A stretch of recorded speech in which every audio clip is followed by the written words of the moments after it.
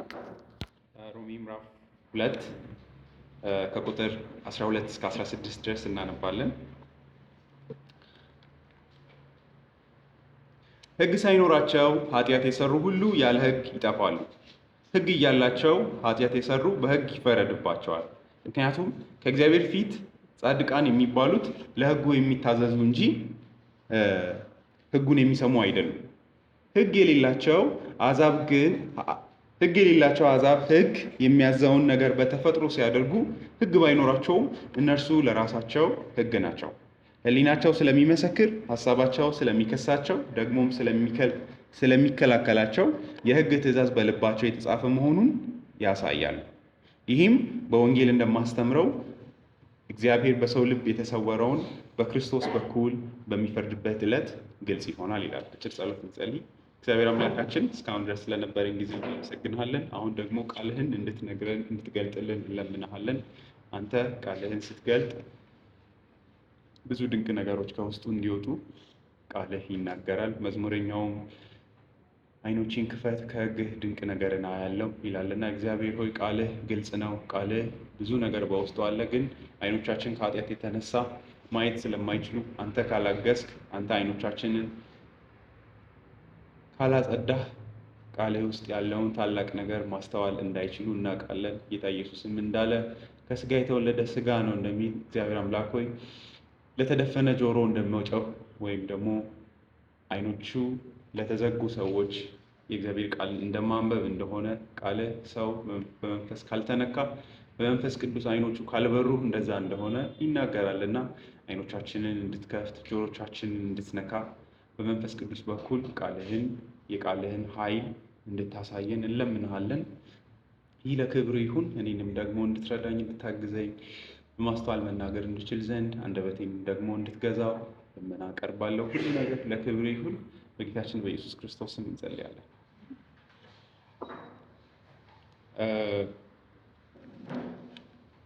ባለፈው የጳውሎስ ሮሜ ምዕራፍ 1 እና 2 ላይ ትልቁ ዕቅዱ ሰዎችን ለወንጌል ለማድረስ ወይም ደግሞ ለወንጌል ለማድረስ አልበል የወንጌሉን ቫልዩ ለማሳየት ችግርን እያስረዳ እንደሆነ ማለትም የሰው ልጆች ያለባቸው ትልቅ ችግር ምንድን ነው፣ ወይም ደግሞ የሰው ልጆች ብቻ ሳይሆን በዚህ ዓለም ያለ ትልቁ ችግር ምንድን ነው የሚለውን ኤክስፕሌን ለማድረግ ይሞክራል። ምዕራፍ 1 ላይ በወንጌል እንደማያፍር የእግዚአብሔር ወንጌል ጽድቅን እንደሚሰጥ ጻድቅ በእምነት ይኖራል ተብሎ እንደተጻፈ የእግዚአብሔር ጽድቅን በወንጌሉ በኩል እንደሚሰጥ፣ ይህ ጽድቅ ደግሞ ለምን ውድ እንደሆነ ለምን ትልቅ ዋጋ እንዳለው ለማስረዳት ነው የሚሞክረው። የሰዎች ትልቁ ችግር ለጳውሎስ ጽድቅ የላቸውም። በእግዚአብሔር ፊት ያለዚህ ጽድቅ ደግሞ መቆም አይቻልም። እግዚአብሔር ደግሞ ጽድቅ የሌላቸውን ሰዎች ወደፊት ምን እንደሚያደርግ ምዕራፍ 1 ቁጥር 18 ላይ እና ባለፈውም እንዳየነው ምዕራፍ 2 ቁጥር 5 እና 6 ላይ ለማሳየት ይሞክራል። የእግዚአብሔርን እውነት በአመፃ በሚያፍኑ ሁሉ ላይ የእግዚአብሔር ቁጣ ከሰማይ ይገለጣል በማለት። ስለዚህ ያ ትልቅ ችግር ነው። እግዚአብሔር በሰዎች አመፀኝነት ላይ መልስ መስጠቱ አይቀርም። ስለዚህ ሰዎች በክርስቶስ በኩል ጽድቅን ካገኙ ከዚህ ታላቅ የእግዚአብሔር ቁጣ ያመልጣሉ፣ ካልሆነ ግን ከእግዚአብሔር ፍርድ በታች ይወድቃሉ። ስለዚህ ጳውሎስ ያንን ለማስረዳት ይሞክራል፣ እንዴት ሰዎች በእግዚአብሔር ፊት ኃጢአተኞች እንደሆኑ። ምዕራፍ 1 ላይ ትልቁ ትኩረቱ አሕዛቦች ናቸው ብለን እንድናስብ የሚያደርጉ ምክንያቶች አሉ። እሱም በተፈጥሮ የእግዚአብሔር መገለጥን የእግዚአብሔር ፍርድ መሰረት በማድረግ ይናገራል። እግዚአብሔር በፍጥረት በኩል ራሱን ግልጽ አድርጎ ስለገለጠ ሰዎች ራሳቸውን በእግዚአብሔር ፊት ማመካኘት አይችሉም። ጀስቲፋይ ማድረግ ኤክስኪውዝ ማድረግ አይችሉም። እግዚአብሔርን ላለመታዘዛቸው፣ የእግዚአብሔርን እውነት ላለመጠበቃቸው፣ እግዚአብሔርን ስላላወቅኩት ነው ማለት አይችሉም። ምክንያቱም ስለ እግዚአብሔር ሊታወቅ የሚቻለው ሁሉ ለእነሱ ግልጥ ስለሆነ ማለት ነው። ስለዚህ ሰው እግዚአብሔር የለም ማለት አይችልም። ሁሉም ሰው እግዚአብሔር እንዳለ ያውቃል። ሰዎች የለም ቢሉም ዳዊት እንዳለው ነው፣ ሞኝ በልቡ እግዚአብሔር የለም ይላል። ሞኝ ነው እንላለን እንጂ ኤቲስት የሚል ስም ሰታችሁ ክብር መስጠት ሞኝነት ነው ማለት they don't deserve that። ምክንያቱም እግዚአብሔር አምላካችን ስላለ ደግሞ ልባቸውም ያንን ስለሚያውቅ ማለት ነው። ጳውሎስ እሱን ነው የሚለው። በፍጹም መካድ በማይችሉበት ኤክስቴንት እግዚአብሔር ምን አድርጓል? ራሱ ግልጽ ነው ይላል። ሊትራሊ ጳውሎስ የእግዚአብሔር መገለጥን ኢንቴንሲቲም ጭምር ነው የሚናገረው። የእግዚአብሔር መገለጥ እስከየት ነው ሲባል ኢትስ ቱ ክሊር ነው የሚለው ጳውሎስ፣ በግልጥ ይታያል ይላል። ስለዚህ ለዚህ ግን ምላሻቸው እግዚአብሔርን ከማክበርና ከማምለክ ይልቅ እግዚአብሔርን በሚሳቡ ምድር ላይ የሰው ምሳሌ ከዛ ደግሞ በሚራመዱ ከዛ ደግሞ በሚሳቡ ፍጥረት ለውጠው መስለው ለወጡት። ያ ትልቅ ንቀት ነው አይደለም? እግዚአብሔር የሰው ልጅን የፈጠረው በራሱ ኢሜጅ ነው። ግን የሰው ልጅ የእግዚአብሔር ኢሜጅ ነው እንጂ እግዚአብሔር የሰው ልጅ ኢሜጅ አይደለም። ነገር ግን እነሱ እግዚአብሔርን በሰው መልክ መስለው ለወጡ። ከዛ ደግሞ በሚንቀሳቀሱ እንስሳት ከዛ አውርደው ደግሞ በምድር በሚሳቡ እንስሳ ማለት ነው። ይህ በጣም ትልቅ ንቀትና ትልቅ አመፅ። እዚህ ላይ ደግሞ ለማውራት የሞከርኩት አንዳንዴ ሰዎች አሁን ጣዖትን ላያመልኩ ይችላሉ። ግን አእምሯቸው ውስጥ እግዚአብሔርን ለአንዳንድ ሰዎች እግዚአብሔር በመሬት ላይ የሚሳብ ፍጡር ነው። ሊትራሊ በሰዎች አእምሮ ያለው አምላክ አንዳንዴ እንደዛ ነው። ሉተር ያለውን ለማንሳት ሞክሬያለሁ አይደለ? ለዛ ነው አንዳንድ ጊዜ ሰዎች አሁን እግዚአብሔርን የማያከብሩ እንዳይመስለን። አይሚን ይሄ ጣዖት ስላላደረጉ ለእግዚአብሔር ክብር ያላቸው አይመስልም። ከዛ ሞራሊ ምን ያህል እንደወደቁ የውድቀቱ ልክ እግዚአብሔር በጣም በግልጽ የገለጠውን መገለጥ ጭምር ሪጀክት እስከማድረግ ነው የደረሱት። ያም በወንድና በሴት ባለ ግንኙነት ውስጥ እግዚአብሔር ያስቀምጠው ናቹራሊ የሚታይ ኦርደር አለ ማለት አንለስ የሰው ልጅ ኢንሴን ሆኖ አእምሮን ካላጣ በስተቀር ግልጽ የሆነ ማለት ነው። ጳውሎስም ለባህሪያቸው የሚገባውን እንኳን የሚለው ለዛ ነው። የእግዚአብሔር በጣም ሶ ክሊር እና በጣም የሰው ልጅ አመፁ እግዚአብሔር በሰማይ ላይ የለም ማለቱ አይደለም። ጳውሎስ ለማሳየት የሚሞክረው በጣም ደግሞ ሲምፕል በጣም ግልጽ የሆነን መገለጥን ጭምር ዲፋይስ ከማድረግ ነው የሄደው። እሱም ይሄ የጾታ ማዛባት እንበለው ማለት ለመጥራት ደስ ስለማይ ማለት ነው። የሚያደርጉትን ነገር ማውራት ራሱ ጳውሎስ እንዳለ ያሳፍራል አይደል? ስለዚህ ያ ጳውሎስ መረዳት ያለብን ጳውሎስ የሰው ልጅ ልብ በዚህ ኤክስቴንት ክፉ ሊሆን ይችላል ነው የሚለው። የጳውሎስ ፖይንት እሱ ነው። ሌሎቻችንም ራሳችንን እንትንን እንደ ከረሜላ እንዳንመጥ ማለት ነው። ገብቷቸዋል አይደለ? ለማይረባ አእምሮ አሳልፎ ሰጠ ነው የሚለው። ያ ማለት የማይረባ አእምሮ አለ፣ ፊቲሊቲ ቤን የሆነ አእምሮ አለ ለሁሉም ሰው ከውድቀት በኋላ። ጭንቅላቱ ከንቱ ነገር ነው የሚያስበው። ጭንቅላታችሁን በዚህ ኖቭል አታርጉት። ልባችሁ በጣም ንጹህ እንዳይመስላችሁ፣ በጣም ቆሻሻ ነው። እግዚአብሔር አሳልፎ ስለማይሰጥ ሪስትሬን ስላደረገ ነው። ጳውሎስ የሚለው እሱ ነው። ዓለም ለምንድን ነው በጣም ክፉ ያልሆነው?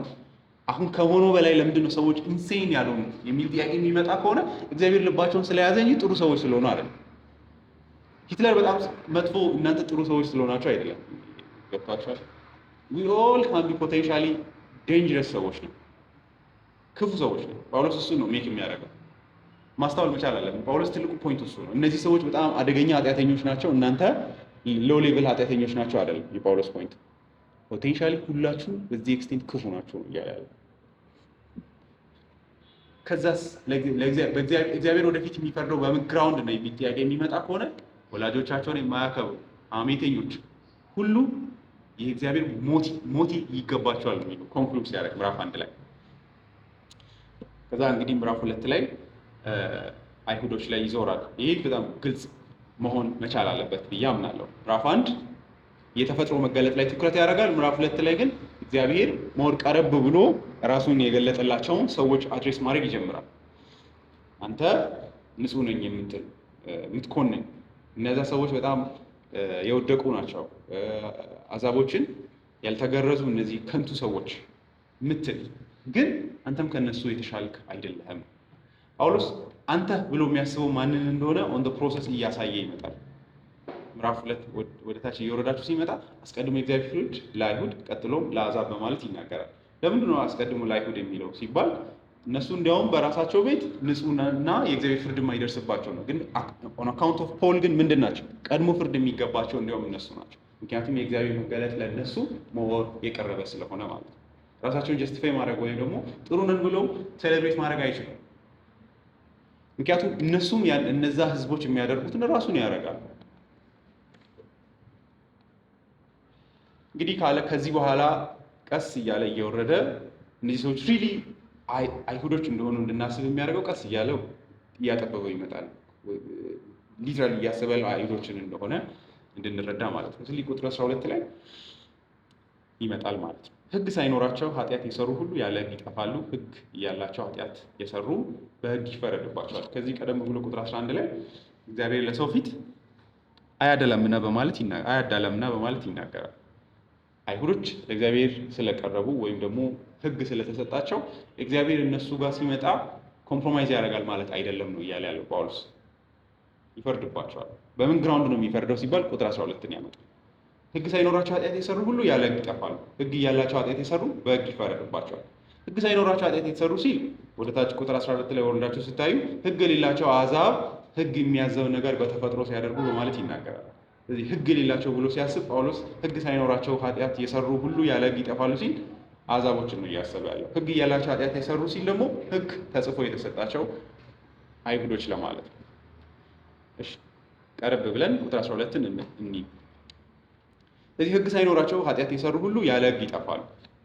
እንዳልኳችሁ አሕዛቦችን ነው። ምክንያቱም እግዚአብሔር ፎርማሊ ሕግን እንዳልሰጣቸው እናውቃለን። ስለዚህ እነሱ የሚጠፉት ባይዜ የሚድኑት አይልም። አስተውላችሁ ሕግ ሳይኖራቸው ኃጢአትን የሰሩ ሁሉ ያለ ሕግ ይጠፋሉ። ሕግ ስለሌላቸው ይድናሉ አይልም ጳውሎስ። ይጠፋሉ ነው የሚለው። ስለ መጥፋታቸው ነው እያወራ ያለው። ብዙ ጊዜ አንድ ሰዎች ሁሉ የሚያመጡት ሀሳብ አለ አይደለ? ወንጌል ሳይደርሳቸው ወይ ደግሞ እግዚአብሔር ሳይደርስላቸው ልክ እንደ አማዞን አይነት ጫካ ውስጥ ያሉ ሰዎች ይድናሉ። እንዴ እግዚአብሔር ያጠፋቸዋል ሳያጠፋቸውም ተብሎ እንዴት ነው ግን እግዚአብሔር የሚያጠፋው ይባላል። በዚህ ግራውንድ ነው የሚያጠፋው እግዚአብሔር። ሰዎቹን በጣም ጥሩ ለማድረግ የምትሞክሩ ካላችሁ ማለት ነው። ሕግ ሳይኖራቸው ኃጢአት የሰሩ ሁሉ ያለ ሕግ ይጠፋሉ። ባይዘ ይድናሉ አይደል? ጳውሎስ ሕግ ውስጥ ምን አለ አይደል? ድነት አለ አይደል? ባይዘ ያለ ሕግ ድነት አለ ሲል ጥፋት ነው ያለው። ካልቪን እንደዚህ ይላል፣ ያለ ሕግ ኃጢአትን የሰራ ሁሉ የሚለውን ሲያስረዳ ምንም እንኳን ሙሴ ከእግዚአብሔር ዘንድ ሕግን እንዲያወጣላቸው አልተሰጣቸውም፣ አሕዛቦች ማለት ነው። ነገር ግን ይህ ጥፋት ለኃጢአታቸው ፍትሐዊ የሞት ፍርድ እንዳይደርስባቸው ምክንያት እንደማይሆን ጳውሎስ ይናገራል። እግዚአብሔር ሙሴን አለመስጠቱ፣ እግዚአብሔር ሕግን የሚያስረዳቸው ሰው አለመስጠቱ ከፍርድ እንዲያመልጡ አያደርጋቸው። ከዛ ካልቪን ምን ያደርጋል? ፓራፍሬዝ ያደርግና የጳውሎስን ንግግር ይህን ይመስላል ይላል። የተጻፈን ሕግ መስጠት ኃጢአተኛው ላይ ለመፍረድ ኮንዲሽን አያስፈልግም። እግዚአብሔር የግድ ሙሴን መስጠት አይኖርበትም እነሱ ላይ ለመፍረድ ይላል፣ ለፍርድ ማለት ነው። እንግዲህ ምን እንደሚናገሩ ተመልከቱ። አንዳንድ ሰዎችን ነው ይሄ ከአሕዛብ ከአይሁድ ውጭ የሆኑ ሰዎች ያለ ሕግ ስለነበሩ ይድናሉ የሚል ጥያቄ ከመጣ እነዚህ የሚያስቡ ሰዎችን ነው የሚለው። እንግዲህ ምን እንደሚናገሩ ተመልከቱ። በተዛባ ርኅራኄ በድንቁርና ምክንያት የወንጌል ብርሃን የሌላቸውን አሕዛብን ከእግዚአብሔር ፍርድ ነፃ ለማውጣት የሚሞክሩ ሰዎችን ማለት ነው። this is wrong ነው የሚለው።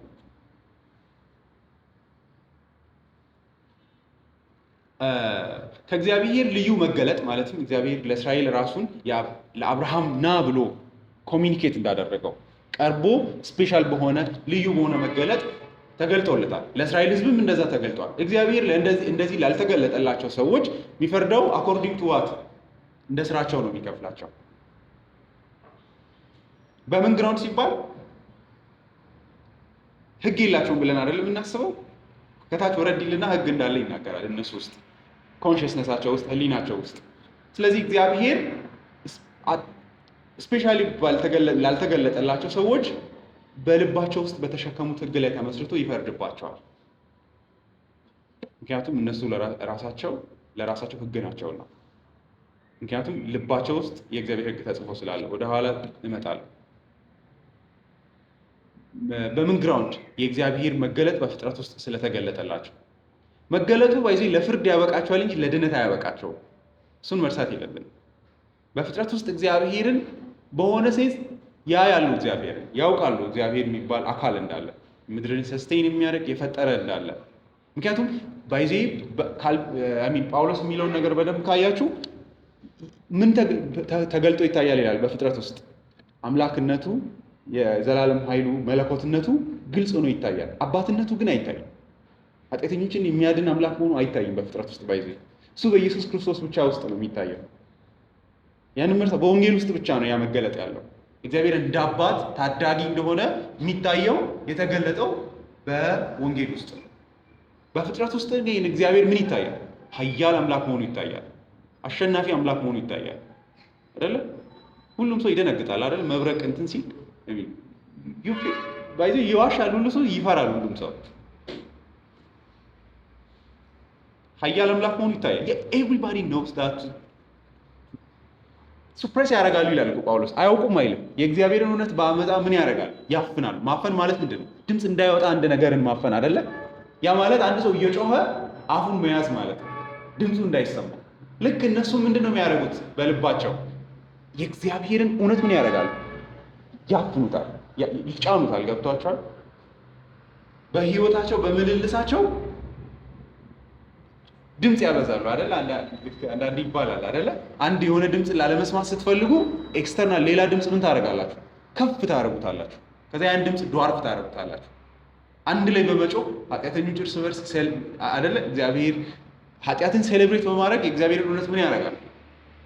ሱፕረስ ያደርጋል እንጂ ስለማያውቁ አይደል። ያ ግን ለድነት አያመጣቸው። በእግዚአብሔር ፍርድ ላይ ምን ኤክስኪውዝ እንዳይኖራቸው ያደርጋል።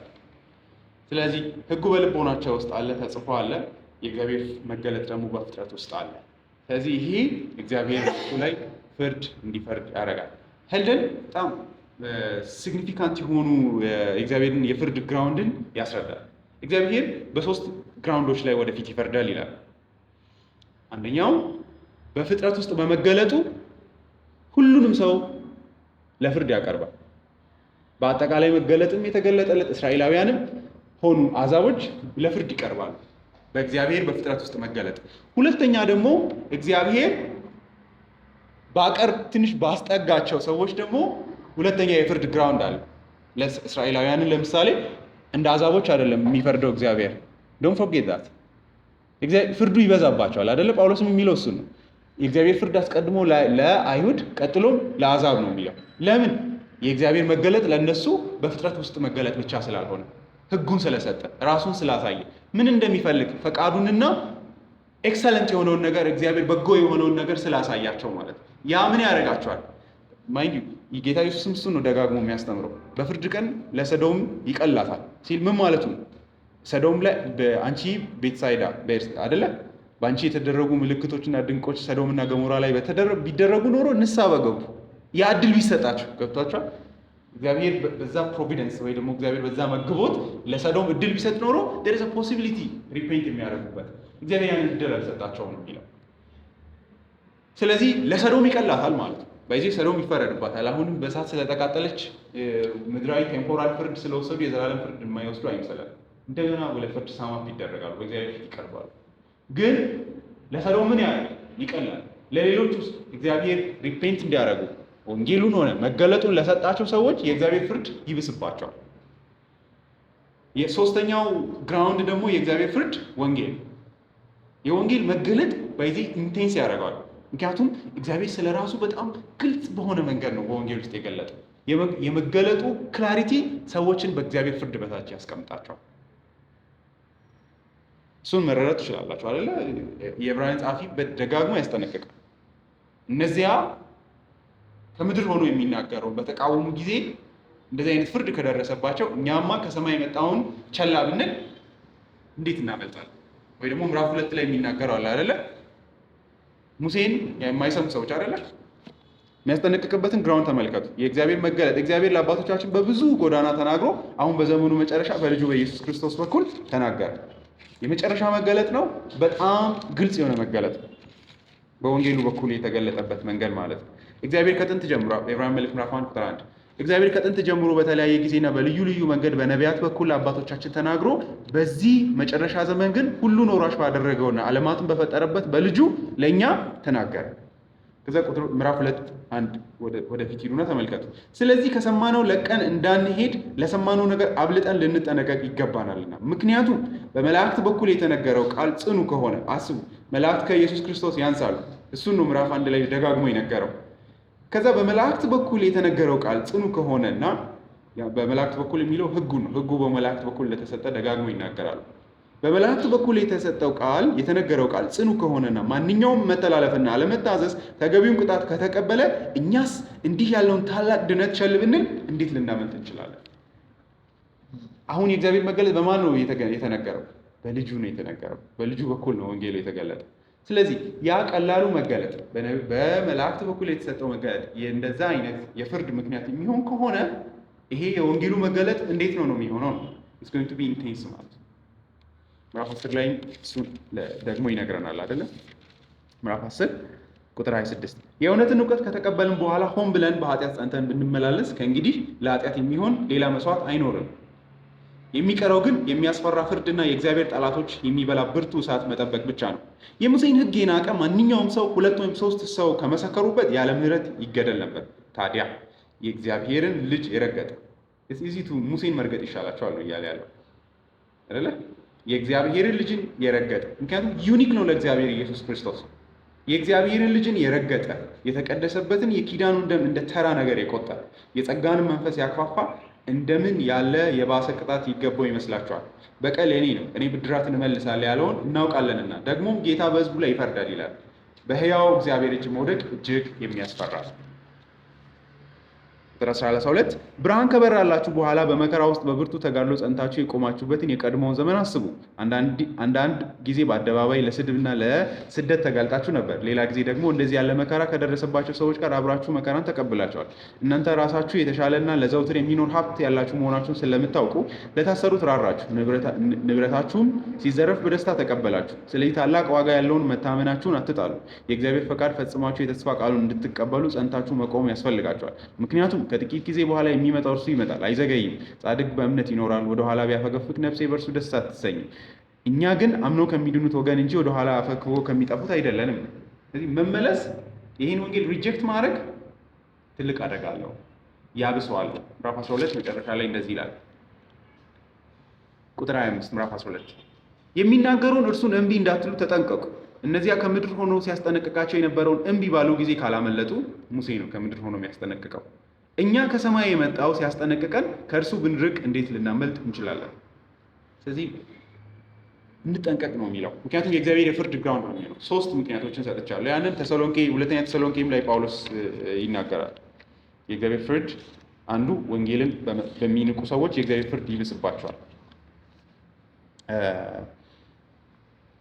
ለምሳሌ ሁለተኛ ተሰሎንቄ ምዕራፍ 1 ቁጥር 8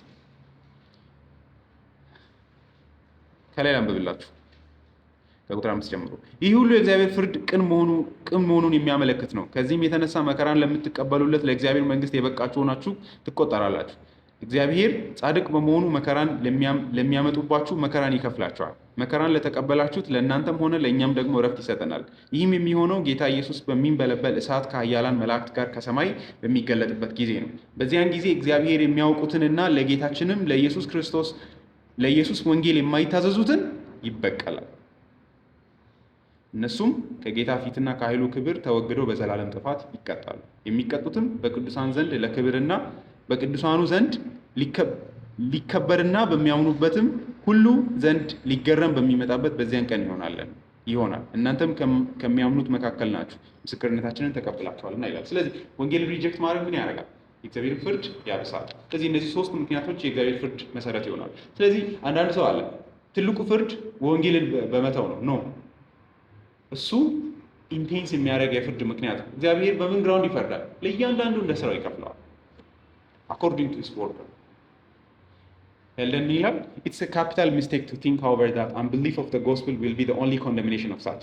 It would violate all canons of truth and equity to support that the sins against law naturally revealed and especially revealed would be ignored. By faith in the grace of the gospel, sins are blotted out, but other sins are not waived by unbelief of the gospel. Hence, law in the utmost of its demand and rigor will be applied to the judgment of those in this category. They will be judged according to their works. ጳውሎስ የሚለው እሱን አይደለ?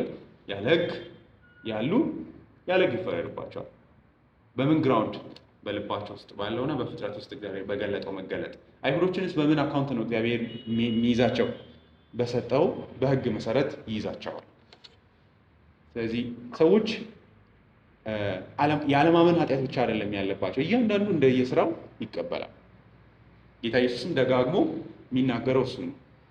በፍርድ ቀን ከእንትና ይልቅ ለእንትና ይብስባቸዋል። በፍርድ ቀን ሳባ ተነስታ እናንተ ላይ ትፈርድባቸዋለች ሲል ኢየሱስ ክርስቶስ ሳባ ትድናለች ማለቱ አይደለም። ቢ ኬርፉል ዊዝ ዛት ኢን ሴንስ አዛብ ናት። ዜር ኢዝ ኖ ክሊር የሆነ አሹራንስ የለም። የእሷ ትልቁ እንትን ምንድን ነው? ሰለሞንን ለመስማት ከሩቅ አገር መጣች። እናንተ ግን ከሰለሞን የሚበልጠው በእናንተ መካከል ሆኖ አትሰሙ። ስለዚህ እሷ ፍርድ ትሆንባቸዋለች፣ ያነሰ ጥበብን ለመስማት ስለመጣች። ስለዚህ አሕዛቦች የሚቀጡት በእግዚአብሔር በፍጥረት ውስጥ መገለጥና በልባቸው ውስጥ ባለው ሕግ መሰረት ነው። እግዚአብሔር በልቦናቸው ውስጥ ያስቀመጠው ሕግ ስላለ ማለት ነው። ከዚህ የተነሳ ወደፊት እግዚአብሔር አንዳንዶቹን ወደ ፍርድ ሲያመጣቸው የሚጠይቃቸው ወንጌልን ለምን ሪጀክት አድርግ በማለት አይደለም። ሕግ እንደሌላቸው አድርጎ በዛ ይይዛቸዋል። ሕግ እያላቸው ኃጢአት የሰሩ በሕግ ይፈረድባቸዋል። እግዚአብሔር የሚፈርደው በተገለጠው እውነት ልክ ነው። ሕጉ ወደፊት የእግዚአብሔር ፍርድ መሰረት ይሆናል። ሕጉ ይፈርድባቸዋል ሳይሆን በሕጉ በኩል የተሰጠው መገለጥ የፍርድ መሰረት ይሆናል። ዮሐንስ ወንጌል ምዕራፍ 5 ላይ ጌታ ኢየሱስ ለምሳሌ ለፈሪሳውያን የተናገረውን መልስ ካያችሁ ስለ ፍርድ ይናገራል እና ከላይ ቁጥር ምዕራፍ 5 ቁጥር 39ን አንብቤ ወደ ታች ደግሞ ወርጄ ቁጥር 45ን አነባለሁ። በእነርሱ የዘላለምን ሕይወት የምታገኙ እየመሰላችሁ መጽሐፍትን ትመረምራላችሁ። እነዚሁ መጽሐፍት ስለ እኔ የሚመሰክሩ ናቸው። እናንተ ግን ሕይወት እንዲኖራችሁ ወደ እኔ መምጣት አትፈልጉም። ከዛ ቁጥር 45 ከሳሻችሁ ተስፋ የጣላችሁበት ሙሴ እንጂ እኔ በአብ ፊት የምከሳችሁ አይምሰላችሁ። ሙሴን ብታምኑ ኖሮ እኔን ባመናችሁ ነበር፣ ምክንያቱም እርሱ የጻፈው ስለ እኔ ነው። እርሱም የጻፈውን ካላመናችሁ እኔ የምናገረውን እንዴት ታምናላችሁ? ስለዚህ ከሳሻችሁ ማን ነው የሚሆነው? ሙሴ ነው የሚሆነው። ያ መገለጥ ምን ይሆናል? ፍርድ ይሆንባቸዋል። እግዚአብሔር በዛ ግራውንድ ይይዛቸዋል፣ በዚህ ሕግ ይይዛቸዋል። ስለዚህ ሙሴ ይከሳቸዋል። ኢነሰንስ ሲል በእግዚአብሔር በሙሴ በኩል የተሰጠው ፕሮቪዥን መጽሐፍት እና መገለጡ የእግዚአብሔር ፍርድ ምክንያት ይሆናል። ያንን ለምሳሌ ካልቪን ሲያስረዳ ምን ይላል? አሕዛቦች በራሳቸው ሪዝን ወደ ጥፋት ቢሄዱ ማለትም በልቦናቸው ውስጥ የእግዚአብሔር እውነት አለ፣ ፍርድ አለ፣ ሕግ አለ፣ ግን በራሳቸው ከንቱነት ወደ ጥፋት ይሄዳሉ። አይሁዶች ደግሞ so the Jew possess a law by which they are condemned for this sentence has been long ago pronounced ይላል። በሕግ ውስጥ ፍርድ እንዳለ ይሄ ሕግ ለፍርድ እንደሚሆንባቸው በሕግ ውስጥ ተጽፏል ይልና ታዋቂውን ዘዳግም ምዕራፍ 25 27 ቁጥር 26 ላይ በሕግ መጽሐፍ የተጻፉትን ሁሉ የማይፈጽም የተረገመ ነው ይላል አይደለ? ስለዚህ ሕጉ ውስጥ ያለውን የማይፈጽም ሁሉ እርግማን ይጠብቀዋል።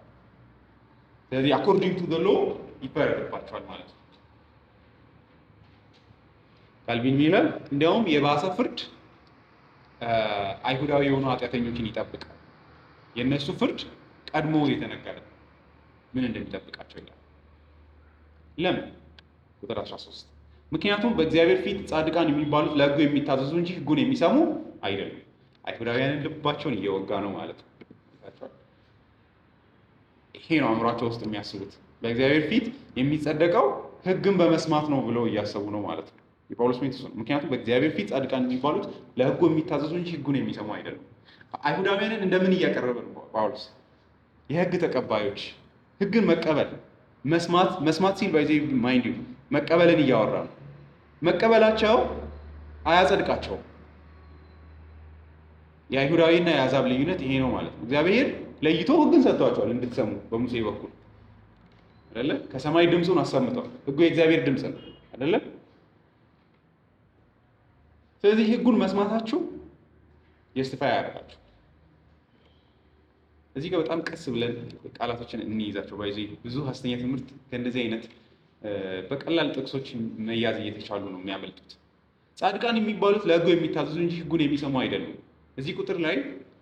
እዚህ ላይ ከቁጥር 1 ጀምሮ ጳውሎስ እያሰበ ያለው አይሁዶችን እንደሆነ ማሳያ ነው። ምዕራፍ 2 ቁጥር 1 ጀምሮ እያሰበ ያለው አንተ ብሎ እያሰበ ያለው አይሁዳዊ እንደሆነ እንድናስብ ነው። ምክንያቱም ሕጉን የመስማት እድል ያገኙት አይሁዶች ናቸውና። ወደታች ወረድ ሲል ስለ አሕዛብ ሲያወራ ከሕግ ከተገለጠ ሕግ ውጭ እንዳሉ ይናገራል። በዚህ ቁጥር መሰረት የመጀመሪያው ፖይንቴ፣ በዚህ ቁጥር መሰረት ጽድቅ ማለት ምን ማለት ነው? ኢዚ አይደለ? አሁን እንደዚህ ኒው ፐርስፔክቲቭ የሚያስተምሩ ሰዎች ጽድቅ ማለት ወደ እግዚአብሔር ሕዝብ መጨመር ነው ይላሉ። ግን እዚህ ላይ በደንብ ተመልከቱ። ጽድቅ ምንድን ነው የሚለው? ሕጉን ሁሉ ሰምቶ መጠበቅ ወይም መታዘዝ ነው ጽድቅ። ጳውሎስ እንደዛ አይደለም ይላል ቁጥር 13 ምክንያቱም በእግዚአብሔር ፊት ጻድቃን የሚባሉት ለሕጉ የሚታዘዙ እንጂ ሕጉን የሚሰሙ አይደሉም። ስለዚህ ጽድቅ ምንድን ነው? ሕግን ሙሉ በሙሉ መታዘዝና መጠበቅ።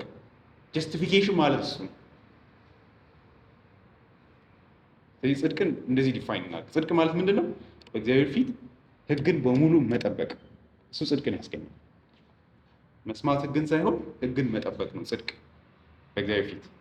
ጻድቃን ማለት እሱ ነው። ንጽህናው ከማን አንጻር? ወደ እግዚአብሔር ሕዝብ መጨመር እሱን አትጨነቁ ማለት ምንድነው ሀሳቡ ብላችሁ ለመረዳት ግን ውሸት ነው። ምንድነው በጽድቅ ህግን መጠበቅ ነው አለና በማን ፊት ነው የምንለው? ቤዚካሊ በእግዚአብሔር ፊት ነው። መጽደቅ ከሁሉ አስቀድሞ ወደ አንድ ሕዝብ መጨመር ሳይሆን በእግዚአብሔር ፊት እንከን አልባ ሆኖ ንጹህ መሆን መቻል። ፐርፌክት ነው በእግዚአብሔር ፊት መቆም። ምክንያቱም ጳውሎስ የሚለው ምንድን ነው? በእግዚአብሔር ፊት ጻድቃን የሚባሉት ጻድቃን ተብለው ካውንት የሚደረጉት ምን የሚያደርጉ ናቸው? ህጉን የሚጠብቁ። በማን ፊት? በእግዚአብሔር ፊት። ምክንያቱም የሚያጸድቅም የሚኮንንም ማን ነው? እግዚአብሔር ብቻ ነው። ለምንድን ነው ጳውሎስ ይህንን እያለ ያለው? አይሁዶች ህጉን መስማትን ወይም መቀበልን እንደ ጽድቅ እያዩት ነውና። ስለዚህ ጳውሎስ መቀበል ሳይሆን መጠበቅ ነው ጽድቅ።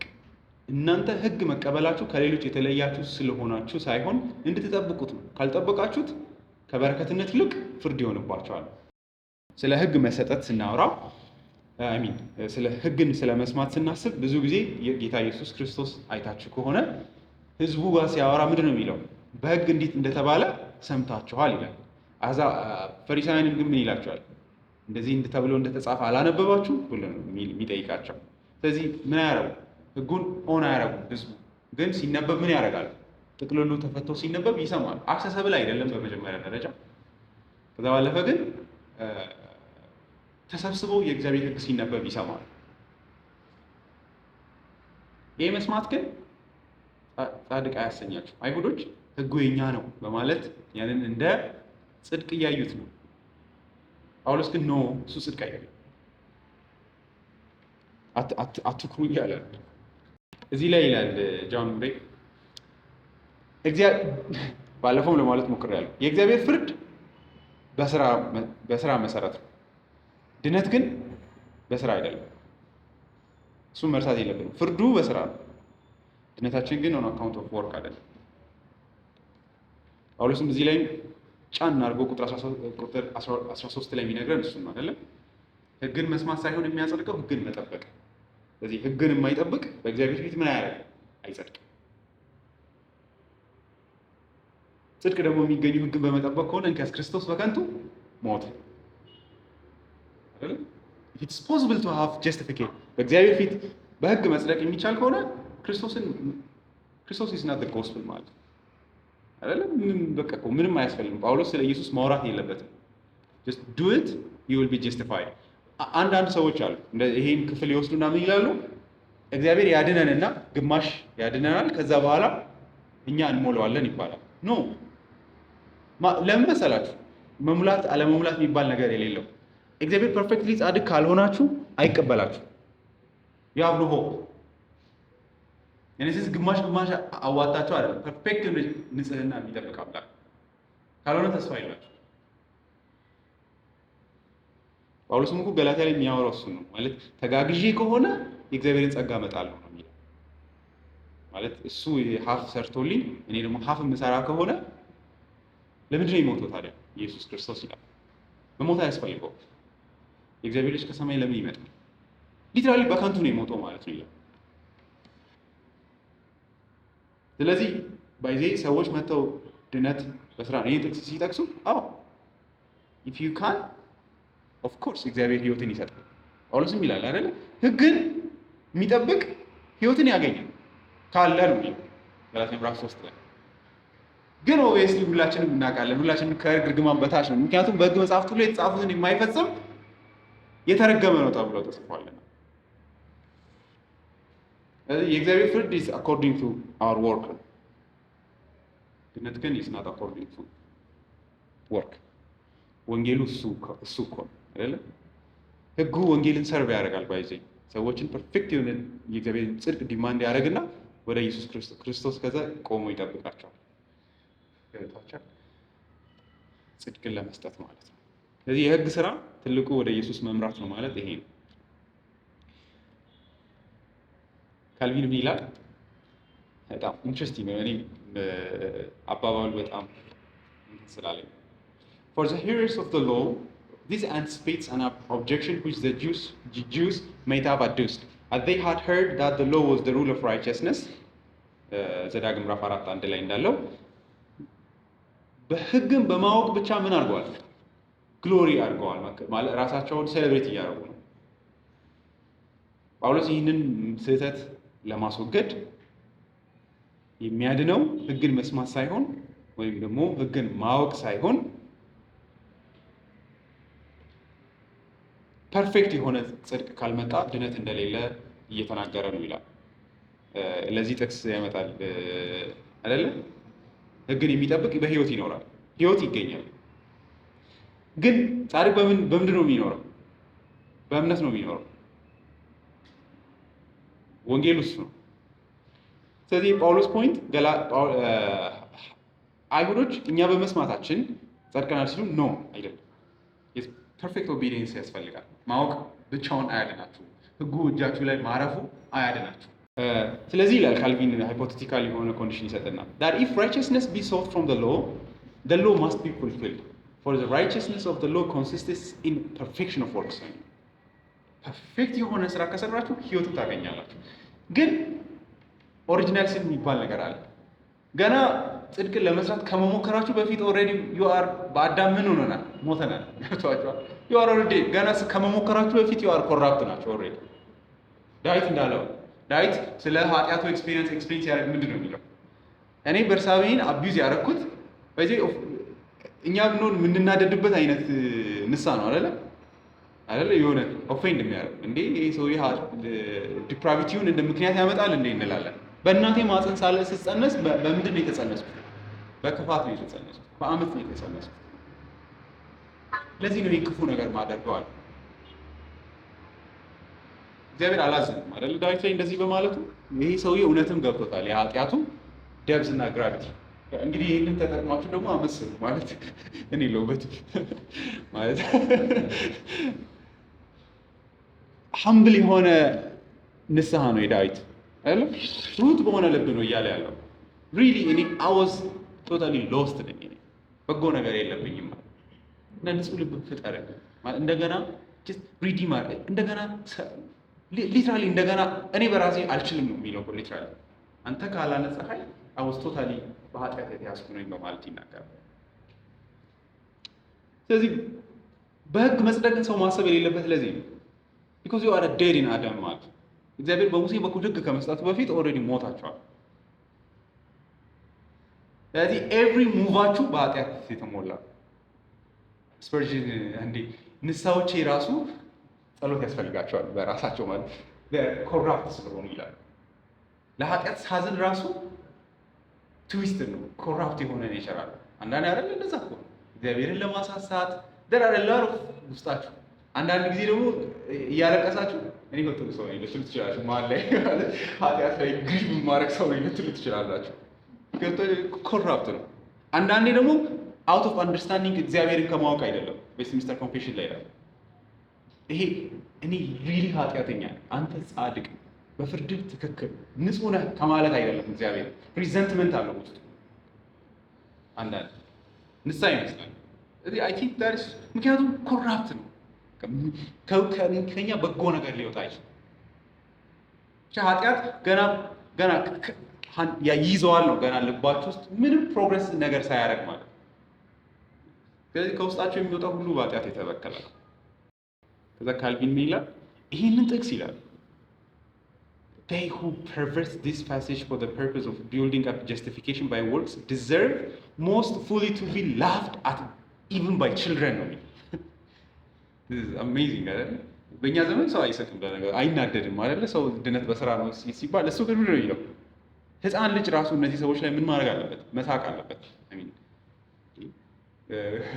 ጅብ የማያውቁት ሀገር ሄዶ ቁርበት አንጥፉልኝ አይነት እኮ እኛ ኃጢአትን አናውቅም እንደ ኢነሴንስ ገብቷቸዋል። አንለስ ዲፕራቪቲያችሁንና የኃጢአትን ኃይል በውስጣችሁ እግዚአብሔር መንፈስ ገልጦ ካላሳያችሁ በስተቀር ብቻ ነው ይህንን ስብከት የምታምኑት። ይነሱ ገብቷቸዋል። ዊ ካን ቢ ጉድ የሚለውንና ድነት በስራ ነው በሚለው ልትጽናኑ የሚችሉት። ህፃን ማለት ህፃን ጳውሎስ ምን እያለ ነው ካል የልጅ ማይነት ማለት ህፃን እንደዚህ አይነት ነገር የሚሸወደው። ብዙ ጊዜ እንደዚህ አይነት ትምህርት የሚያስተምሩ ሰዎች ራሳቸውም የራሳቸውን የኃጢአተኝነት ደብዝ አይረዱም። አንድ አያውቁም። ባይዙ they don't know what it means to be really እንደ ዳዊት መረዳት ምን እንደሆነ አያውቁም። በኃጢአት የተሰበረ መሆን ምን ማለት እንደሆነ ገብቷቸዋል። ኃጢአት ምን ያህል ፓወር እንደሆነ ማለት ነው። የኃጢአትና የሞት አይደለ? ጳውሎስ እሱን እኮ ነው የሚለው ሮሜ ምዕራፍ 8:1 ላይ በኢየሱስ ክርስቶስ ያለው የህይወት ህግ ከሞትና ከኃጢአት ህግ ምን አድርጎኛል? ነፃ አውጥቶኛል ነው። ኢትስ ፓወርፉል ነው ይሄ ኃይል። እዚህ ስብከት የሚያምን ሰው በጣም should be ሞኝ አይ ቲንክ ለዛ ነው አይደለ? ኤራስመስ አልኩኝ ፔላጂየስ ሮም ላይ ሲመጣ ሰዎች ሞራሊ ሲበላሹ ሲል በቃ ህግ ማስተማር አለብን አለ ማህበረሰቡ። ይሄ የጸጋ ትምህርት ነው ሰዎችን ያበላሸው ብሎ ማለት ነው። ኖ የጸጋ ትምህርት አይደለም ያበላሸው፣ ሰው ኃጢአተኝነቱ ደብዙን ስላልተረዳ ነው። ሰልፍ ሄልፕ መጽሐፍ እያነበበ እድሜውን የሚጨርሰው። ጉድሽን አልሰማሽ?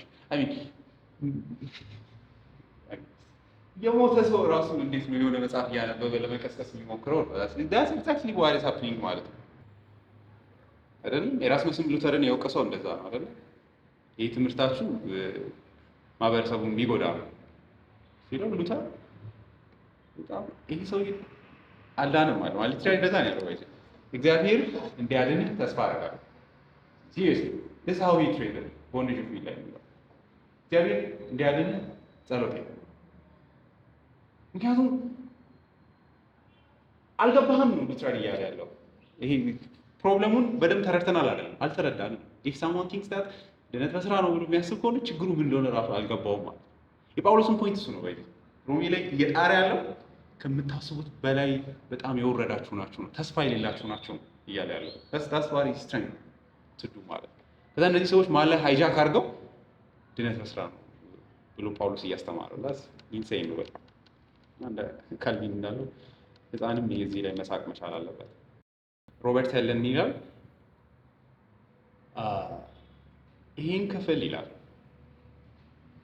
it is quite unnecessary to find in this verse any doctrine of justification by works in conflict with the teaching of this epistle in later chapters.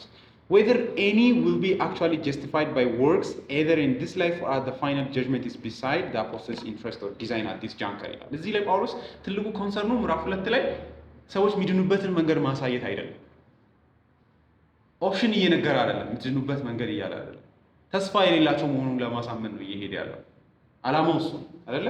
ምዕራፍ 3:9 ላይ ይነግረናል። አሕዛቦችንም አይሁዶችንም ባለፉት ምዕራፎች ምን አድርገናቸው? ከሰናቸዋል ነው የሚለው። ስለዚህ ጎሉ ምንድን ነው? መክሰስ፣ ፍርድ ፊት፣ በእግዚአብሔር ፊት ሁሉንም አንደበት ማሳጣት ነው። እያደረገም ያለው እሱን አይደለ? አንተም እንትን የለህም፣ ማመካኛ የለህም። ፍርድ እኮ እንደዛ ክስ ቻርጅ እያቀረበ ነው። አሕዛቦች ምንም ጀስቲፊኬሽን የላችሁም፣ የእግዚአብሔር ፍርድ ሞት ይገባቸዋል። አይሁዶች you have no justification፣ የእግዚአብሔርን ሕግ መጠበቅ አልቻላችሁም፣ አትችሉም። ክስ ነው አይደለ? ቻርጅ ያደረግና እንግዲህ ክሳችንን ሰማት እናድርግ እዚህ ላይ ብሎ ምዕራፍ 3 ላይ ያጠቃልላል። ስለዚህ ጳውሎስ ጎሉ ራሱ ምንድን ነው? ሰዎችን መክሰስ ነው። በእነዚህ ምዕራፎች ላይ በእግዚአብሔር ትራይቡናል ፊት ማቅረብ ነው ሰዎችን። The burden of this verse is that not the hearers or mere possessor of the law will be justified before God, but that in terms of the law the criteria is doing, not hearing.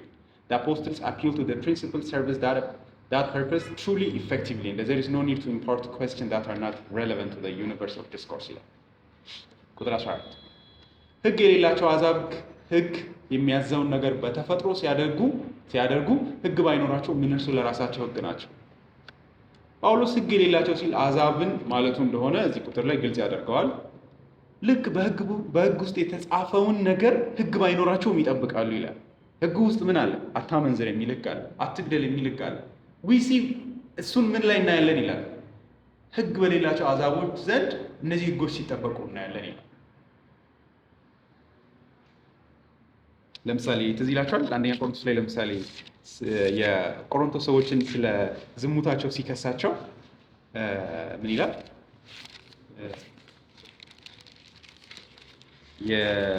የቆሮንቶስ ሰዎችን በጣም መበላሸት እንዴት ዲስክራይብ እንደሚያደርገው ተመልከቱ። አንደኛ ቆሮንቶስ ምዕራፍ 5 ቁጥር 1 በመካከላቸው የዝሙት ርኩሰት እንዳለ በእርግጥ ይወራል። እንዲህ ያለው ርኩሰት በአራማውያን ዘንድ እንኳን ታይቶ የማይታወቅ ነው። አይታችኋል እያለ ያለው እናንተ እያደረጋችሁ ያላችሁት ነገር አራማውያን ሲል እንግዲህ አሕዛቦች ማለቱ ነው። በአሕዛቦች ዘንድ ራሱ እግዚአብሔርን በማያውቁ ሕግ በሌላቸው ሰዎች መካከል ራሱ እንደዚህ አይነት ዝሙት አይታወቅም። የጳውሎስ ፖይንት ምንድን ነው? ህጉ ዝሙትን ይከለከላል አይደለ? ኢንኮንሲስተንት ቢሆኑም ምን ያደርጋሉ? ህግ ውስጥ ያለውን ነገር ሲፈጽሙ ይታያሉ። ግን ተጠንቀቁ። እዚህ ላይ በጣም you need to be careful። ጳውሎስ የሚያወራበት መንገድ ቀስ ብላችሁ ነው። ጳውሎስ ሰዎች በጎ ማድረግ ይችላሉ አይደለም ፖይንቱ። ህግ የሌላቸው አሕዛብ ህግ የሚያዘውን ነገር በተፈጥሮ ሲያደርጉ ህግ ባይኖራቸውም እነርሱ ለራሳቸው ህግ ናቸው። ህግ ናቸው ሲል ምንድን ነው? they are law unto themselves። እነሱ ራሳቸው ለራሳቸው ምንድን ናቸው? ፍርድ ናቸው እያለ የሚያደርጉት ነገር ኤክስተርናል ፍርድ እግዚአብሔር አይጠቀምም እያለ ነው ጳውሎስ። ራሳቸው ለራሳቸው ፍርድ ናቸው። ሌላ ምንም ምክንያቱም ማወቃቸውን ያሳያል ይላል። ልባቸው ውስጥ የእግዚአብሔር ህግ እንዳለ ማሳያ ነው ይላል። በተፈጥሮ ማድረግ የሚለውም በጣም ይሄ በዚህ ጳውሎስ ካልቪኒስቶች ቲዎሎጂያቸውን ወደ መጽሐፍ ቅዱስ አላነበቡም። በጥንቃቄ ነው ጳውሎስ የሚለውን አይደለ?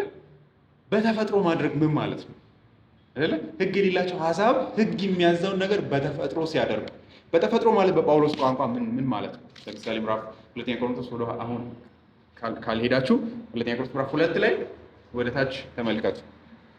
ምዕራፍ 2 ቁጥር 14 ተፈጥሯዊ ማለት ምን ማለት ነው ለጳውሎስ የሚል ጥያቄ ካለ መንፈሳዊ ያልሆነ ሰው ከእግዚአብሔር መንፈስ የሆነውን ነገር ሊቀበል አይችልም።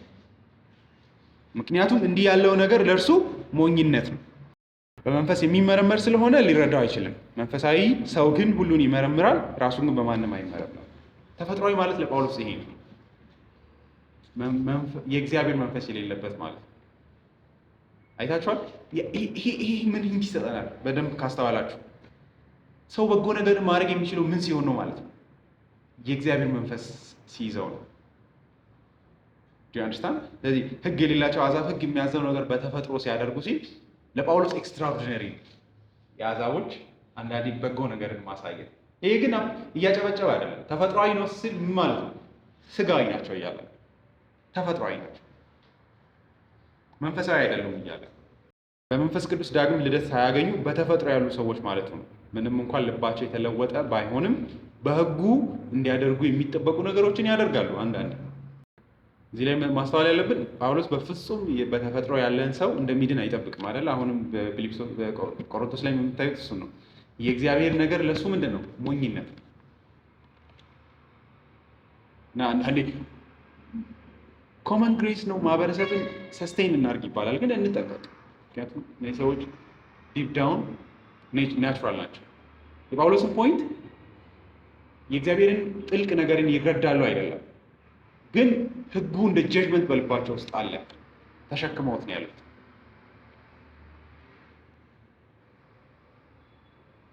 ይህ ፋይዳው ምንድን ነው ሲባል ህግ ባይኖራቸውም እነርሱ ለራሳቸው ህግ ናቸው አይደለ? ቅድም ያለ ህግ የሆኑት ያለ ህግ ይጠፋሉ አለ። ግን መልሶ ግን ምን አለ? ህግ አላቸዋል። ያለ ህግ ይጠፋሉ ሲባል እግዚአብሔር በቃ ህግ አልሰጣቸውም ይጠፋሉ ማለት አይደለም። ያለ ህግ ይጠይቃቸዋል። በምን ህግ ሲባል ግን በልቦናቸው ውስጥ በተጻፈው ህግ ማለት ነው። ለዛ ማሳያ ምንድን ነው? ኢንኮንሲስተንት ቢሆኑ በህግ ውስጥ የሚጠበቁ አንዳንድ ነገሮችን ያደርጋሉ። ስለዚህ እግዚአብሔር የሚፈርድበት መሰረት ይሆናል።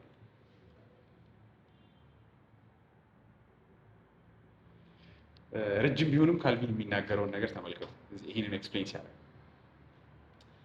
ጳውሎስ ምን ማለቱ ነው እዚህ ላይ ይልና he indeed shows that ignorance is in vain pretended as an excuse by Gentiles ይላል። በአሕዛቦች ይሄ የእግዚአብሔር ህግ እንደማያውቁ ኤክስኪውዝ ለማቅረብ መሞከራቸው ውሸት ነው ይላል። እሱ ፕሪቴንድ ማድረግ ነው፣ ማስመሰል ነው እንጂ ያውቃሉ ይላል። since ይላል they prove by their own deeds that they have some rule of righteousness ይላል።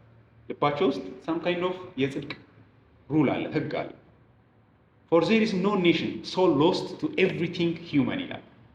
ጳውሎስ እንዴት እንደሚፈታው አይታችኋል አይደል? there is no nation that they are too insane that they ገብታችኋል። ሰው መግደል ትክክል ነው የሚል ህግ የሚጽፍ ህዝብ አታዩም።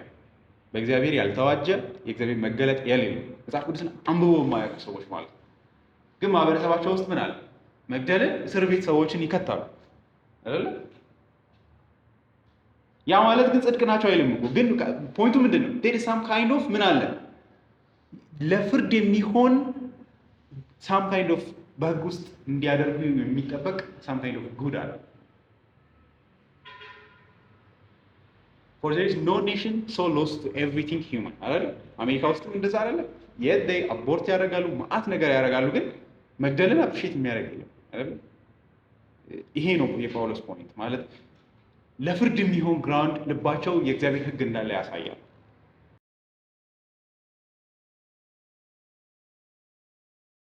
የእግዚአብሔር እውነት ልባቸው ውስጥ አለ ማፈን ቢፈልጉ ማለት ነው።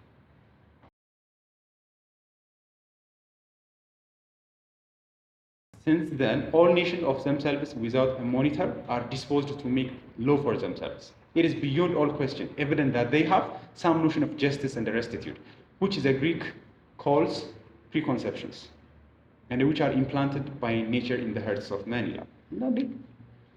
ህጎችን ያወጣሉ። በምን ግራውንድ ነው ህግ እያወጡ ያሉት ይላል። ልባቸው ውስጥ ስላለ ነው የእግዚአብሔር ህግ። አትግደል የሚለው ህግ ልባቸው ውስጥ አለ።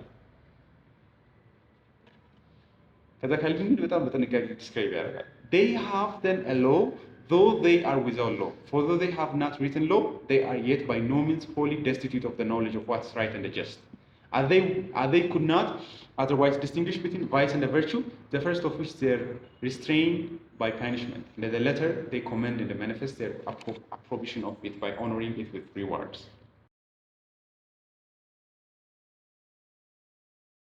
ስለዚህ ጳውሎስም እያለ ያለው እሱ ነው። ለፍርድ ህግ አለባቸው። ያ የእግዚአብሔር ፍርድ መሰረት ይሆናል።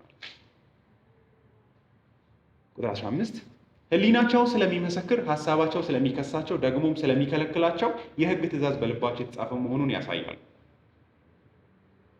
አማርኛው ሙሉን በኦርደር አደረገው። እንግሊዝኛው ግን which they show the work of the law written in their hearts, their conscience also bearing witness, and their thoughts the meanwhile accusing or else excusing one another. ይህ ምንን ያሳያል? በድንጋይ ተጽፎ ባይሰጥም ልባቸው ውስጥ ህግ እንዳለ ነው። ህሊናቸው ስለሚመሰክር የጳውሎስ ፖይንት አሁንም አይታችኋል። ምስክርነት ላይ ፍርድ ቤት ነው እያሰበ ያለው አይታችኋል። ህሊናቸው ይመሰክርባቸዋል ፍርድ ቤት። እግዚአብሔር ክሱን ቻርጅ ሲያደርግ ህሊናቸው ይስ እነዚህ ሰዎች ያውቃሉ ገብታችኋል። አውቶ አግነስት ሆኖ ይመሰክርባቸዋል። አንዳንዴ ቢደነዝዝም ማለት ነው ፓንች ሲያረጉት ቢደነዝዝም ግን እግዚአብሔር ወደፊት አሁንም በፍርድ ቀን አክቹዌት ማድረጉ አይቀርም።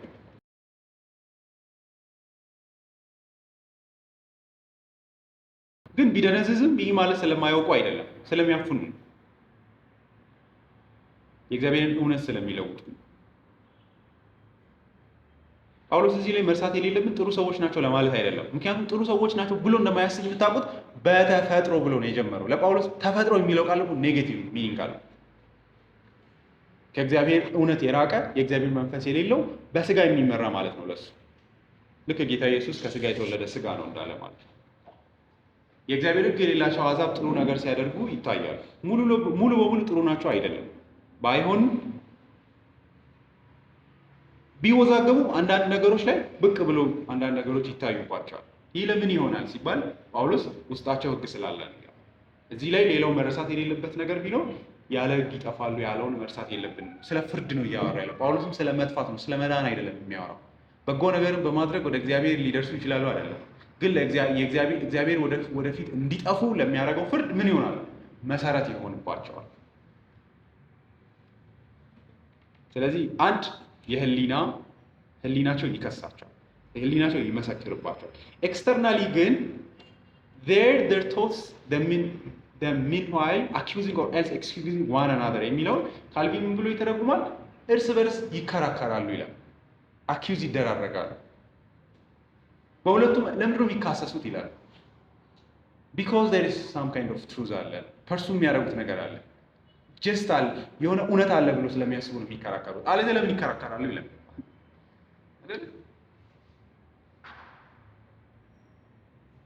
በዚህ ክርክርን አቅልለን ልናይ እንችላለን። አንዴ ግሬግ ቫንሰን አንድ ኤቲስት ጋር ዲቤት እያደረገ እውነት እንዳለ አላምንም ምናምን ሰውየው ብሎ ሲያወራ ታዲያ ለምን መጣ ከኔ ጋር ለመከራከር አለ። በመሰረቱ እዚህ በመቆምህ ራሱ ፌል አድርገሃል አለው። ምክንያቱም አስዩም እያደረገ ያለው ነገር ምንድን ነው? አንድ እውነት አስረዳሃለሁ፣ አሳምንሃለሁ እያልከኝ ነው አለ። ግን እግዚአብሔር በሌለበት ዓለም ምን እውነት አለ እና ነው የምታምነው ይለዋል። ከዛ ሰውየው ምን አለው መለሰና ልንገርሃለሁ ኤዘር ወይ እኔ ይህንን ክርክር አሸንፋለሁ አሉ። አንድ አሁን ሽጉጥ አውጥቼ ጭንቅላት ላይ ይደቅናለሁ፣ ሀሳቤን ትቀበላለህ አትቀበልም እልሃለሁ። ካልተቀበልክ እገልሃለሁ፣ አሸንፋለሁ። ህግ በሌለበት ዓለም ነው የምኖረው። እዚህ እኔ አሸንፌያለሁ በመግደል ያለ። ካልሆነ ደግሞ ፈርተህ እሺ ካልክም አሸንፌያለሁ አለ። this is exactly by the don't underestimate this። ለምን የሚከራከሩት? ቤት ሄዶ መቀመጥ ነው ያለባቸው። እግዚአብሔር ከሌለ ለምን ነው የሚያስጨንቃቸው? ማህበረሰብ ሂውሜን መሆን ስላለብን ምን አስጨነቀ? ማለት ምንድነው ሂውሜን መሆንን አለመሆንን በምን ስታንዳርድ ጀጅ እያደረክ ነው? ጥሩ መሆን አለበት የለበትም የምትለው ማለት መግደልም ትክክል ነው፣ አለመግደልም ትክክል ነው። ምክንያቱም እግዚአብሔር ስለሌለ። ይሄ ቀላል ይመስላችኋል፣ ግን this is really what it is። እነዚህ ሰዎች ማመካኛ የላቸውም። ኤቲስት ነኝ ካሉ ማለት ሪል ኤቲስት ሄዶ ወይ ራሱን ሱሳይድ ያደርጋል ወይ ዝም ብሎ ይኖራል። ከሰው ጋር መከራከር ከጀመሩ አበቃላቸው። በቃ ማለት አንድ ነገር ገብታችሁ ዲስከስ ማድረግ ከጀመሩ why are you discussing? እግዚአብሔርን አምናችሁ እየተበደላችሁ ስላላችሁ ነው። መበደል ምንድን ነው? ማለት እየተጎዳው እንደሆነ በምንድን ነው ያወቅው? ገብታችኋል? ሃይማኖት ሰው ማህበረሰብን ይጎዳል። ስለዚህ ሃይማኖትን ማስወገድ አለብን። መጎዳት ምንድን ነው? በመጀመሪያ ደረጃ እግዚአብሔር በማይገዛው እውነት በሌለበት አለ። ስለዚህ በእርስ በርስ መካሰሳቸው መከራከራቸው ራሱ ምንን ያሳያል? በጣም እናስተውል። የጳውሎስ ፖይንት ምን አለ እያለ ህግ እንዳለ ማሳያ ነው ይላል። እግዚአብሔርን ማወቅ ይችላሉ፣ እግዚአብሔርን ሊያውቁ ሊረዱ ይችላሉ አይደለም ፖይንቱ። ግን ቤት ሂዱ ነው። በዚህ አንዳንድ ጊዜ ሰዎችን ኃጢአተኞችን we don't have to convince them፣ ግን ማውራት እንዳይችሉ ማድረግ ይቻላል። በቃ ቤት ሂዱ ዝም ብላችሁ ማለት ይቻላል። ገብታችኋል?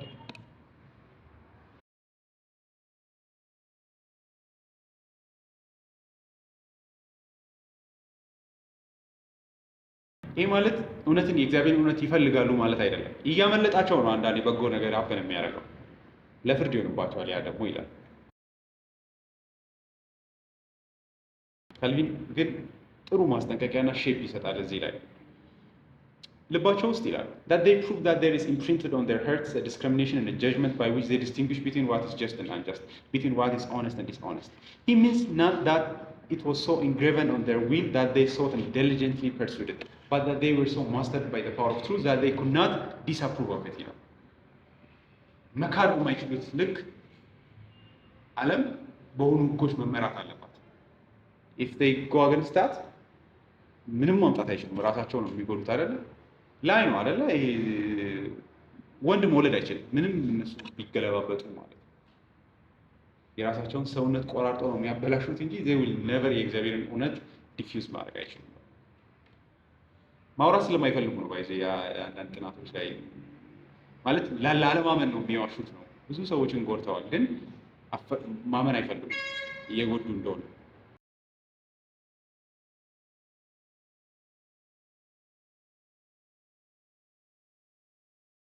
የጳውሎስ ፖይንት በጎ ነገርን ማድረግ ይችላሉ አይደለም፣ ግን ያውቃሉ ነው የጳውሎስ ፖይንት። ማወቅና ማድረግ የሚለያይ ነገር ስለሆነ they know it ነው የሚለው።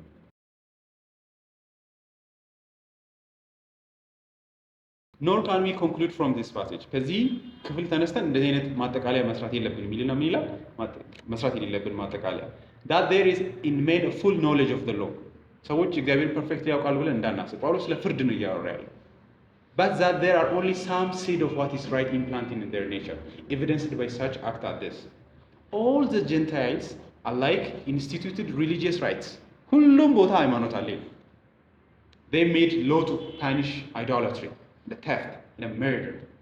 አይደለ? ሁሉም ሰው ዝሙት የሚሰራን ሰው ይወቅሳል። ምን አይነት የተበላሸ ሰው ነው ይላል። በምን ግራውንድ ነው የተበላሸ ነው? ይካሰሳል አእምሯቸው። They commended good faith in bargains and contracts. They have thus indeed proved that God ought to be worshipped, that idolatry and the theft and the murder are evils, that honesty is commendable. ግን እዚህ ጋር እንጠንቀቅ ይላል። እግዚአብሔር ሁሉም ሃይማኖትን ኮንስቲቲዩት ያደርጋል፣ ግን እንጠንቀቅ ይልና ምን ይላል? It's not our purpose to inquire what sort of God they imagined him to be. እግዚአብሔርን ማን ብለው ያስባሉ አይደለም ፖይንቱ። Or how many gods they devised. It is enough to know that they thought that there is a God. that honor and worship are due to him. It matters not whether they permitted the coveting of another man's wife or of his possession or of anything which was his, whether they conveyed at wrath and hatred, inasmuch as it was not right for them to covet what they knew to be evil when done ይላል። እዚህ ላይ በጣም ማስተዋል አለብን አይደል? ባለፈውም ሮሜ ምዕራፍ 1 ላይ ጳውሎስ በጥንቃቄ የሚለው ምንድን ነው? እግዚአብሔር የለም ይላሉ አይደለም? ምንድን ነው የሚለው? እግዚአብሔርን በማይረባ መልክ መስለው ለወጡ ነው የሚለው። ሰዎች በእግዚአብሔር ቦታ የሆነ ነገር ይተኩ ይሆናል እንጂ እግዚአብሔርን መካድ አይችሉም። እግዚአብሔርን መሬት ላይ በሚሄድ እንስሳ ሊመስሉና ለውጠው ሊያመልኩ ይችላሉ። ግን ያ እግዚአብሔር መለወጡ አይደለም። በራሳቸው አእምሮ እግዚአብሔርን አሳንሰው ማሰባቸው ነው። ግን ውስጣቸው ግን እግዚአብሔር እንዳለ መካድ አይችልም። ለዛ ነው ሃይማኖትን እየቀያየሩ የሚኖሩት። ያ እግዚአብሔርን ያውቃሉ አይደለም፣ ግን ለምን ይሆንባቸዋል? ለፍርድ ይሆንባቸዋል። ጳውሎስ እሱን ነው እያለ ያለው ቁጥር 16።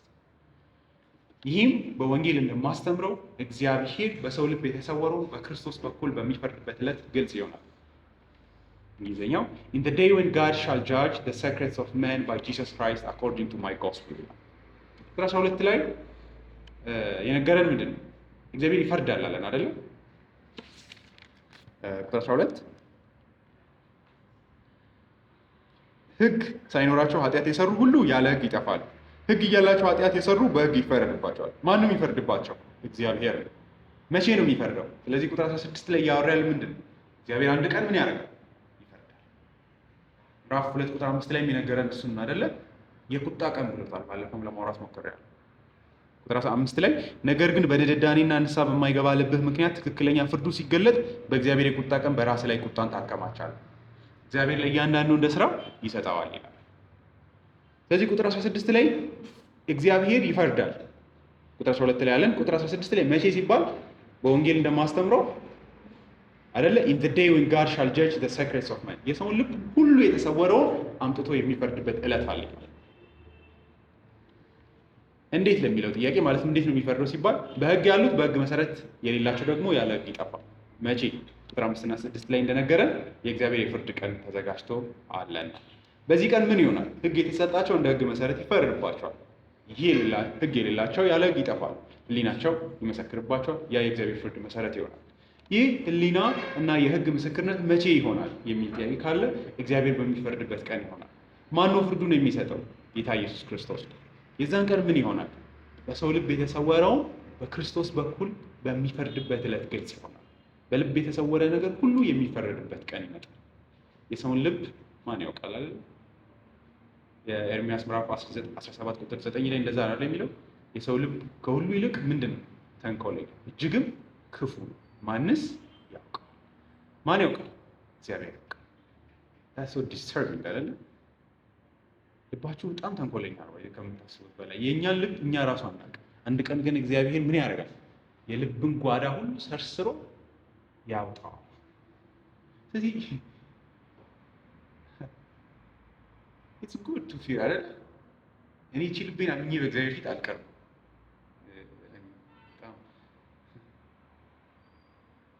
ኤርምያስ እያለ ያለው እሱን እኮ የሰው ልብ ከሁሉ ይልቅ ተንኮለኛ እጅግም ክፉ ነው፣ ማን ያውቀዋል? እናንተም አታውቁም የልባችሁ ክፋት ደብዙና ተንኮለኝነቱ ምን ያህል እንደሆነ።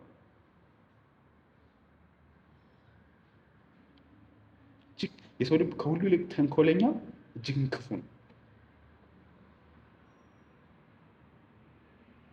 ዘፍጥረት ምዕራፍ 6 እና 5 ምዕራፍ 6 ቁጥር 5 እና 6 ላይ ለምሳሌ እግዚአብሔርም የሰው ክፋት በምድር ላይ እንደበዛ የልቡም ሐሳብ ምኞቱም ሁሉ ጊዜ ፈጽሞ ክፉ እንደሆነ አየ። እግዚአብሔርም ሰው በምድር ላይ በመፍጠሩ ተጸጸተ፣ በልቡም አዘነ። ማይንድ ዩ በዛ ዘመን ብንኖር ኖሮ ክፉ ነው አንልም። ገብታችኋል? ዘፍጥረት ምዕራፍ 6 ላይ በሚኖረው ሕዝብ መካከል ብትኖሩ ይሄ ጥቅስ አንዳንድ ጊዜ የድሮ ታሪክ ነው ብለን ስለምናስብ እኮ ነው። የዛኔ ክፉ ነበሩ ሰዎች። ኤግዛክትሊ አሁንም እንደዛ የሰዎች ልብ እጅግ ክፉ ነው። የልቡ ምኞት ሁሉ ጊዜ ፈጽሞ ክፉ እንደሆነ አየ ነው የሚለው። ሁሉ ጊዜ ክፉ ነው የልቡ ምኞት። ይሄ የወንጌሉ አናሊሲስ ነው። ወንጌሉ የሰው ልብ እንደዚህ ነው ነው የሚለው። ክፋቱ ደግሞ አንድ ቀን እግዚአብሔር ያንን ልብ አውጥቶ አይደል ሰክሬት ነው የሚለው። ሰክሬት የሚለው ለእናንተም የልባችሁ ክፋት ሰክሬት ነው ባይደለም እናንተ ራሳችሁ አታስተውሉ። ምክንያቱም ያው ክፉ ስለሆነን ነው ማለት ነው። ኢነሰንስ ላይክ እንደ ዳዊት ነን አይደል? ባለፈውም ለማውራት እንደሞከርኩ የኦሪዮንን ሚስት ወስዶ ከዛ ደግሞ ባሏን በጣም ጉድ ክፋት አይደል ጎበዝ ክፉ ሰው የምትሉት አይነት ሆኖ አስገደለ። ከዛ ግን ቀጠለ ህይወቱን ያለ ምንም ጭንቀት ማለት ነው፣ ያለ ምንም መወጠር። ባለፈውም እንዳልኩት ይሄ መዝሙር ዘምሮ ሊሆን ይችላል። በዛ ጋር ገብቷቸዋል ነው። ከዛ እግዚአብሔር አምጥቶ ሲጠይቀው ስቶሪ ነግረዋል። አንድ ሰውዬ 100 በጎች ነበሩት፣ አንድ በግ ነበረችው። እንግዳ ሲመጣበት በግ ወስዶ አረደበት። ይሄ ሰውዬ መገደል አለበታል ማለት በግ ተገድሏል ብሎ ማለት ነው። ማለት ገብቷቸዋል። ላይ እሱ እኮ አንድ ጦርነት ላይ ለእግዚአብሔር ሕዝብ ለመዋጋት የሄደን ሰው አስጠርቶት ከዛ መልሶ የእሱን ሚስት ቀምጥ እሱን ራሱን አስገድሏል። ግን he was never thinking that ለዛ ነው ልባችንን መፍራት ያለው። በጣም ክፉ ስለሆነ ማለት ነው።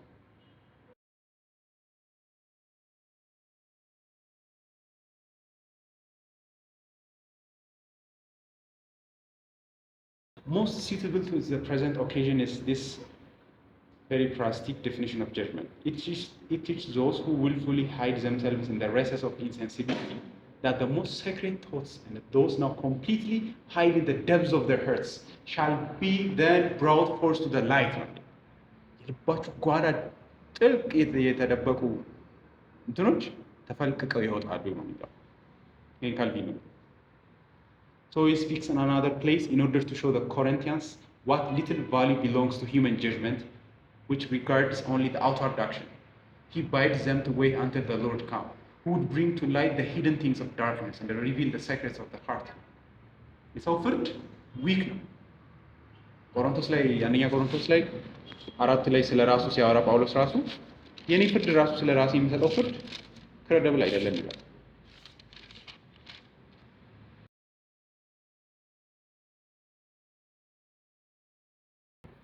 ለዚህ ይላል እንግዲህ ሰው ሁሉ እኛ እንደ ክርስቶስ አገልጋዮች እንደ እግዚአብሔር ምስጢር ባለአደራዎች ሊቆጥረን ይገባል። ባለአደራዎች ታማኝ ሆነው መገኘት አለባቸው። በእናንተም ሆነ በሰዎች የፍርድ ሸንጎ ቢፈረድብኝ እኔ በበኩሌ ግድ የለኝም። ስለ እኔ ብታወሩ ክፉ ሰው ነው ጳውሎስን ብትሉ፣ ክፉ ልቡ ጠማማ ነው ብትሉ ግድ የለኝም። ለምን? እኔ እንኳን በራሴ ላይ አልፈርድም። ሕሊናዬ ንጹሕ ነው። ይህ ግን ጥፋት አልባ መሆኔን አያረጋግጥም። እኔ ሕሊናዬ ንጹሕ ነው ብዬ ነው ማስበው ይላል። ግን ይሄ ምንን አያረጋግጥም? ሕሊናዬን አያረጋግጥም። ስለዚህ ምን ማድረግ አለባችሁ ይላል። ይህ ግን ጥፋት አልባ መሆኔን አያረጋግጥም፣ በእኔ ላይ የሚፈርድ ጌታ ነው። ከዛስ ምን ይላል?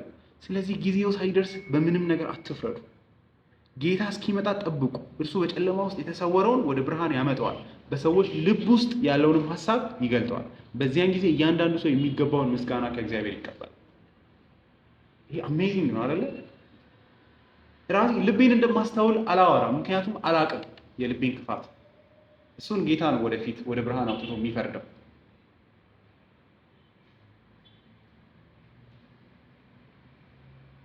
ምን ማለቱ ነው? ከላይ ጥሩ ሰው ስለሚመስልም ጥሩ ነው አትበሉኝ። that's his point። ምክንያቱም የሰው ፍርድ ዊክ ነው እያለ ነው። የእግዚአብሔር ፍርድ ግን ልብ ውስጥ የተሰወረ ነገርን ያወጣል። ጌታ አንድ ቀን ሁሉንም እንደዚህ ያደርጋል። ከዛ ካልቪን ምን ይላል? ይህንን ስንሰማ ይላል let it come to our minds that we are warned that if we wish to be really approved by our judge we must strive for sincerity of heart። ሰዎችን ማስመሰል፣ ሰዎችን ለማሳመን ከመታገል ልባችንን በእግዚአብሔር ፊት በትህትና እንመልከት፣ ያ ይሻለናል ይላል።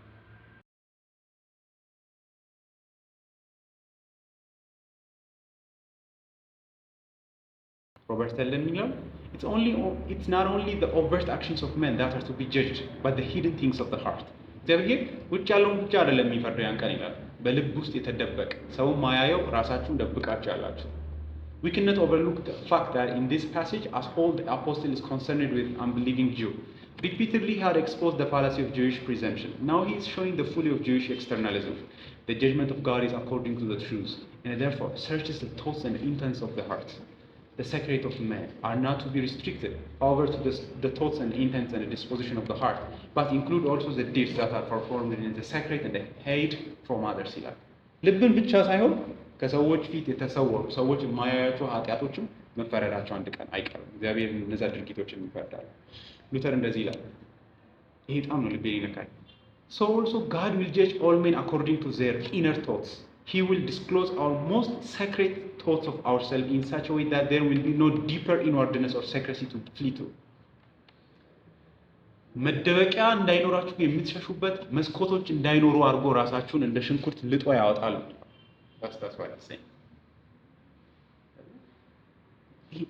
የምትሸፍኑት ልብስ እንዳይኖራችሁ አድርጎ ማለት ነው። በእግዚአብሔር ፊት መቆም ቀላል እንዳይመስላችሁ አይደል? አዳምና ሔዋን ትዝ ይሉናል አይደል? ሽሽት እግዚአብሔር ፊት ለመደበቅ የእግዚአብሔር አይኖች በጣም ንጹህ ስለሆኑ ለማየት ይከብዳሉ። ባይ ዘ ዊ ቲንክ አይደለ? ኢሳያስ ምን እንደተሰማው እናውቃለን። ወይ ከዚህ ውስጥ አስወግደኝ ወይ ገብቷቸዋል።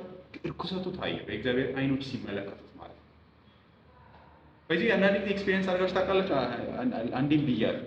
አንዳንድ በጣም ኢኖሰንት የሆኑ ሰዎች ኢኖሰንት ሰው የለም ኢኖሰንስ፣ ግን አንዳንድ የሆነ ውስብስብ ያልሆኑ ሰዎች ሲያዩአችሁ የሆነ አለ አይን አለ ገብቷቸዋል። የሆነ ውስጣችሁን የሚመለከት የሚመስል ማለት ነው።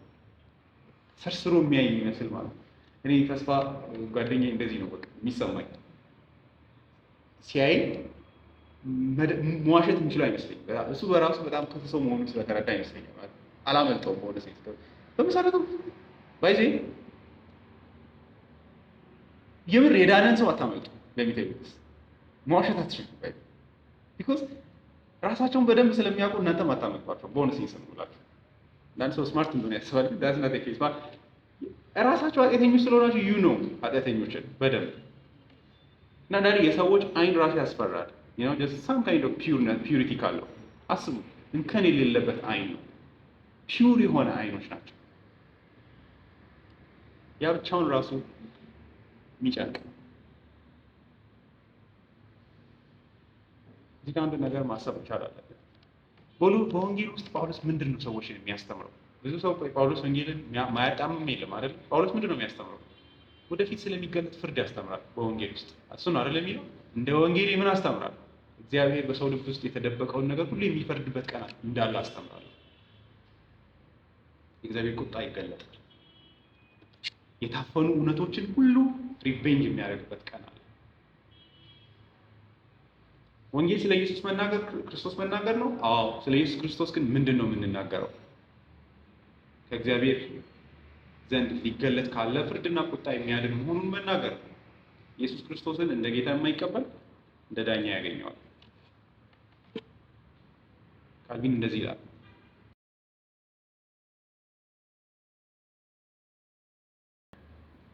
ክርስቶስ ኢየሱስ ይላል ለአንዳንዶች ትንሣኤ፣ ለሌሎች ደግሞ ጥፋት ሳይሆን ሊሰበክ አይችልም ይላል። ለአንዳንዶች የመዳን ምክንያት ነው፣ ለአንዳንዶች የመጥፋት ምክንያት ነው። ኢየሱስ ክርስቶስ ራሱ እንዳለው በዚህ ድንጋዩ የሚወድቅበት ይቀጠቀጣል፣ የሚወድቅበትም ይሰበራል በማለት ይናገራል። የሚያጠፋም ድንጋይ ነው።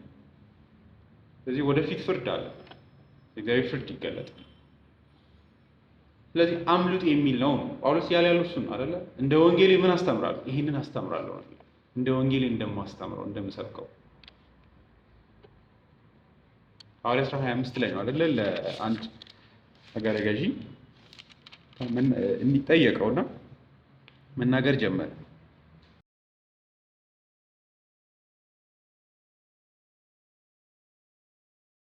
ምዕራፍ 24 ላይ ይቅርታ፣ ምዕራፍ 24 ቁጥር 24 ከጥቂት ቀንም በኋላ ፊሊክስ ከአይሁዳዊት ሚስቱ ከድሩሲላ ጋር መጣ። ጳውሎስንም አስጠርቶ በክርስቶስ ኢየሱስ ስለማመን ሲናገር አዳመጠው። ጳውሎስ ስለ ጽድቅና ራስን ስለመግዛት ስለሚመጣው ፍርድ በሚናገርበት ጊዜ ግን ፊሊክስ ፈርቶ ለጊዜው ይህ ይበቃል፣ ወደፊት ሲመቸኝ አስጠራሃለሁ፣ አሁን ልትሄድ ትችላለህ አለ። ፈራ ነው። ምን ስለሚናገር? ስለሚያስፈራ ነገር ስለሚያወራ ማለት ነው። ወንጌል የሆነ የሚቀለድ ነገርን የሚያወራ የሆነ ሰዎችን የሚያስደስት ነገር የሚያወራ ይመስለናል፣ ግን እንደ ማስደሰቱ የሚያስፈራ ነው። እንደ ወንጌሌ ነው የሚለው ደግሞ ጳውሎስ። ይህ ትልቅ ነገር ነው አይደለ? ወንጌልን የኔ ማለት መቻል አለብን። የእነንትና ወንጌል እያለን እድሜያችንን እንዳንጨርስ መጠንቀቅ አለብን። ይሄ የኔ ወንጌል፣ ይሄን ወንጌል አምነዋለሁ ሰርቴን ነው ማለት ነው። ምንድን ነው በጣም አእምሯችሁ ውስጥ ወንጌል ሲባል ምንድን ነው ያለው? ለእናንተ ወንጌል ምንድን ነው? ከሌሎች ሰዎች የሚለያችሁ ወይስ ምንም ወንጌል ሁሉ ነገር ወንጌል ነው?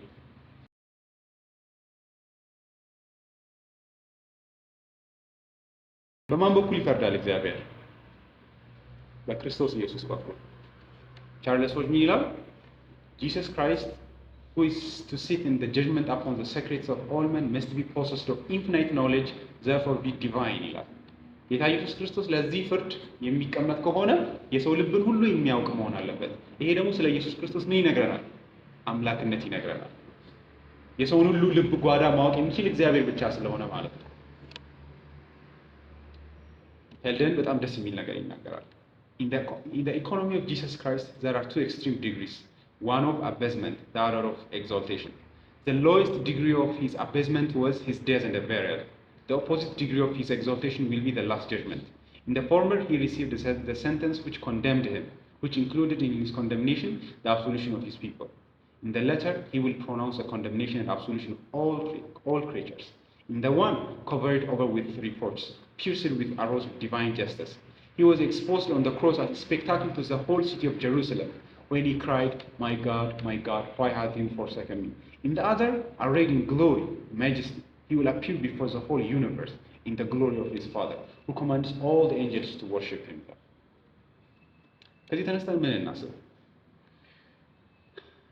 ሕግ የፍርድ መሰረት የሚሆን ከሆነ ወንጌልን የሚጥሉ የሚገፉ ሰዎች ምን ይጠብቃቸው ይሆን? ሌላ እዚህ ላይ በራሳችሁ ጽድቅ እየተመካችሁ ራሳችሁን እንደ ጥሩ የምታስቡ ሰዎች መጠንቀቅ መቻል አለባችሁ። ሁለት ወንጌል ሕግ ላላቸውም ነው አይደል? ወንጌልን በጣም ለክፉ ሰዎች ብለን ነው የምናስበው። ግን ጳውሎስ ለአይሁዶች ወንጌል እንደሚያስፈልግ ይናገራል። ምክንያቱም መጥፋት ዝም ብሎ ውጫዊ የሆነ ጥሩ ከመሆን ያልፋል። የሰዎች ክፋት ከላይ ከማየት ያልፋል። ሃይማኖታዊ ከሆነ ጥሩነትን ከማሳየት ያልፋል። ዲፕ ስለሆነ ማለት ሕግ አለን ጥሩ ለሚሉ ጥሩ ሰዎችም የእግዚአብሔር ወንጌል ያስፈልጋል። ምክንያቱም ክፉ ሰዎችና ፍርድ የሚጠብቃቸው ስለሆኑ። ሕግ ያላቸው አይሁድ ወንጌል ካስፈልጋቸው ዛሬ ራሳቸውን የሚደልሉ ወንጌል የኛ ነው እያሉ ከወንጌል የወደቁ ሰዎች ብዙ ናቸውና፣ ስለዚህ በእኛም መካከል እንዲያ የሚያስብ ሰው እንዳይኖር። አንዳንዶቻችሁ ሜቢ እነዛ ቸርቾችም ጋር እነሱ ጋርም የዳኑ ሰዎች አሉ ስትሉ ሰማል። አይ ሚን ኦፍተን ታይምስ ሰዎች እንደዛ ሲሉ ሰማል። ይህ ስለ እነሱ ሳይሆን ስለ እናንተ የሚናገረው ነገር ብዙ ነው። ምን ማለት ነው? ለሰው በወንጌል መዳን ማለት ምንድን ነው ለእናንተ? ጀስት ኤክስተርናል የሆነ ጥሩ ነገርን ማሳየት ነው። ጥሩ ልጅ እኮ ናት እሷ፣ ጥሩ ሰው እኮ ነው ማለት ይጸልያል፣ እንትን ያደርጋል ማለት መዝሙር ይሰማል። አንዳንድ ሰው እንደዛ አይደለም የሚለው። ልጄ ተስፋዬ ጋቢሶን መዝሙር ይሰማል አንድ እናት ስትል አንድ ጓደኛ እንዴ ይሄ የድነት መለኪያ ሆነ አላትና አይ ቲንክ አንዳንድ ሰው እንደዛ ነው የሚያስበው። አይ ምንድነው የምር በወንጌል መዳን ምንድነው? የሆኑ መዝሙሮችን መስማት ነው? በመሰረቱ ሰዎችን ጥሩ አድርጋችሁ የምታዩ ከሆነ you are already dead። ወንጌል አልገባችሁ ማለት ሲሪየስሊ። በሰዎች ውስጥ ጥሩነትን የምታዩ ከሆነ አይኖቻችሁ ጤናማ አይደሉም። ምክንያቱም ጳውሎስ ከእናንተ ይልቅ ክፉ ሰው ስለሆነ ነው። ሮሜ ምዕራፍ 3 ላይ አፋቸው የተከፈተ መቃብር ነው። ጳውሎስ የሰዎች አፍ መቃብር የሚለው ለምንድን ነው? እኔ ግን የሰዎች አፍ ጥሩ የሚመስለኝ ለምንድን ነው? ያው አስመስል አይደለ? በከንፈሮ የእባብ መርዝ በከንፈሮቻቸው አለ። የጥፋት መንገድን ይከተል። ጥፋት ምንድን ነው ለእናንተ? this is the point by the way። የጽድቅ መለኪያ ስለሌላችሁ ነው ሰዎች ክፉ የማይመስሏችሁ። ምክንያቱም መዝሙር መጽሐፍ 50 ላይ እንዳለው እኔን እንደራሳችሁ አድርጋችሁ አሰባችሁኝ ይላል እግዚአብሔር። that's exactly how what we are doing maybe ብዬ ማሰበው የሰዎችን ጽድቅ በእኛ መለኪያ እየለካ ነው ስለሆነ ማለት ነው። እኔ መጽሐፍ ቅዱስን አምናለሁ። መጽሐፍ ቅዱስ ሰዎች ክፉ ናቸው ካለ እኔ ምንም ሰው ፊቴ መጥቶ ጥሩ ነኝ ብሎ ቢደንስ ራሱ አላምነውም። የእግዚአብሔርን ቃል አምናለሁ ክፉ ነው እያለ ስለሆነ ማለት ነው። ስለዚህ ወንጌል እንደ አይሁዳውያን ሕግ አለን ጥሩ ነን ለሚሉ ሰዎች ነው። እንዲያውም ከሁሉ አስቀድሞ ለእነዚህ አይነት ሰዎች ነው። ያው ክፋቱ አይሰሙም እንጂ አይደለ? ጌታ ኢየሱስ ፊት ለፊታቸው ሆኖ ሺህ ጊዜ ያወራል፣ ግን አይሰሙትም። ለዛ ነው አመንዝሮችና ቀረጥ ሰብሳቢዎች የእግዚአብሔርን መንግስት ለመግባት ከነሱ ይልቅ ፊተኞች የሚሆኑት። ሶስተኛ እግዚአብሔር ስለ እግዚአብሔር ማሰብ ያለብን፣ እግዚአብሔር ሁሉን ነገር ወደ ብርሃን አውጥቶ ይፈርዳል። ሲፈርድ የውጭ ማስመሰልን ሳይሆን የልብን ሚስጥር አውጥቶ ያደርገዋል። ይህ ሊያስፈራን ይገባል። ስለዚህ ልብን ይመረምራል። እግዚአብሔር ልብን ያያል። ይህ እንድንጮህ የሚያደርግ አይደለም፣ እጅግ የሚያስፈራ ነው። ምክንያቱም ልባችን እጅግ ክፉ ስለሆነ። አንዳንድ ሰዎች ሲሉ ሰማ ኦንሊ ጋድ ካን ጀጅ ሚ ይላል። ዳስ እኮ በጣም የሚያስፈራው ነገር እሱ እኮ ነው። እሺ አንዳንድ ሰው አለ አይደል፣ እግዚአብሔር ልቤን ያውቃል። በዚህ ሳፍት የሆነ ክፉ ስቴትመንት ነው አይደል? እናንተ አትረዱኝም እንጂ እግዚአብሔር ይረዳኛል፣ ልቤን ያውቃል። በእግዚአብሔር ፊት ልባችሁ እንደዛ አታቅርቡ። ገብቷችኋል? ዳዝ ሞስት ፉሊሽ የሆነ ነገር ነው። እሱ እኮ ነው የሚያስፈራው። ሌላው አንዳንዶቻችን በእግዚአብሔር ፊት ከመቆም በላይ ሰዎች ፊት መጽደቅ ብዙ እንለፋለን። ራሴን ላይ ያስተውያለሁ። ሰው ምን ያደርገናል? ዳዊት እንዳለ ምንም ሰው አያደርግም። ባይ ዘ ወይ አይደል? አንዳንዴ ቲዮሎጂ እንደምናውቅ ሰዎችን ማሳየት እንፈልጋለን። ጀስቲፋይድ ለመሆን በሰዎች ፊት እንደምንጸልይ ለሰዎች ማሳየት እንፈልጋለን። አንዳንዴ ደግሞ አንዳንድ ስትራግልም አለ አይደል? ቤተክርስቲያንን መውደድ የእውነተኛ ክርስቲያን ባህሪ ነው። ስለዚህ አፍተሾዛት እንደምወድ እንጠንቀቅ። ግን እግዚአብሔር ልብን ያያል። ስቴንጀርስ ራሳችሁ በሰዎች ፊት ጥሩ እንደሆናችሁ ለማሳየት መሞከር፣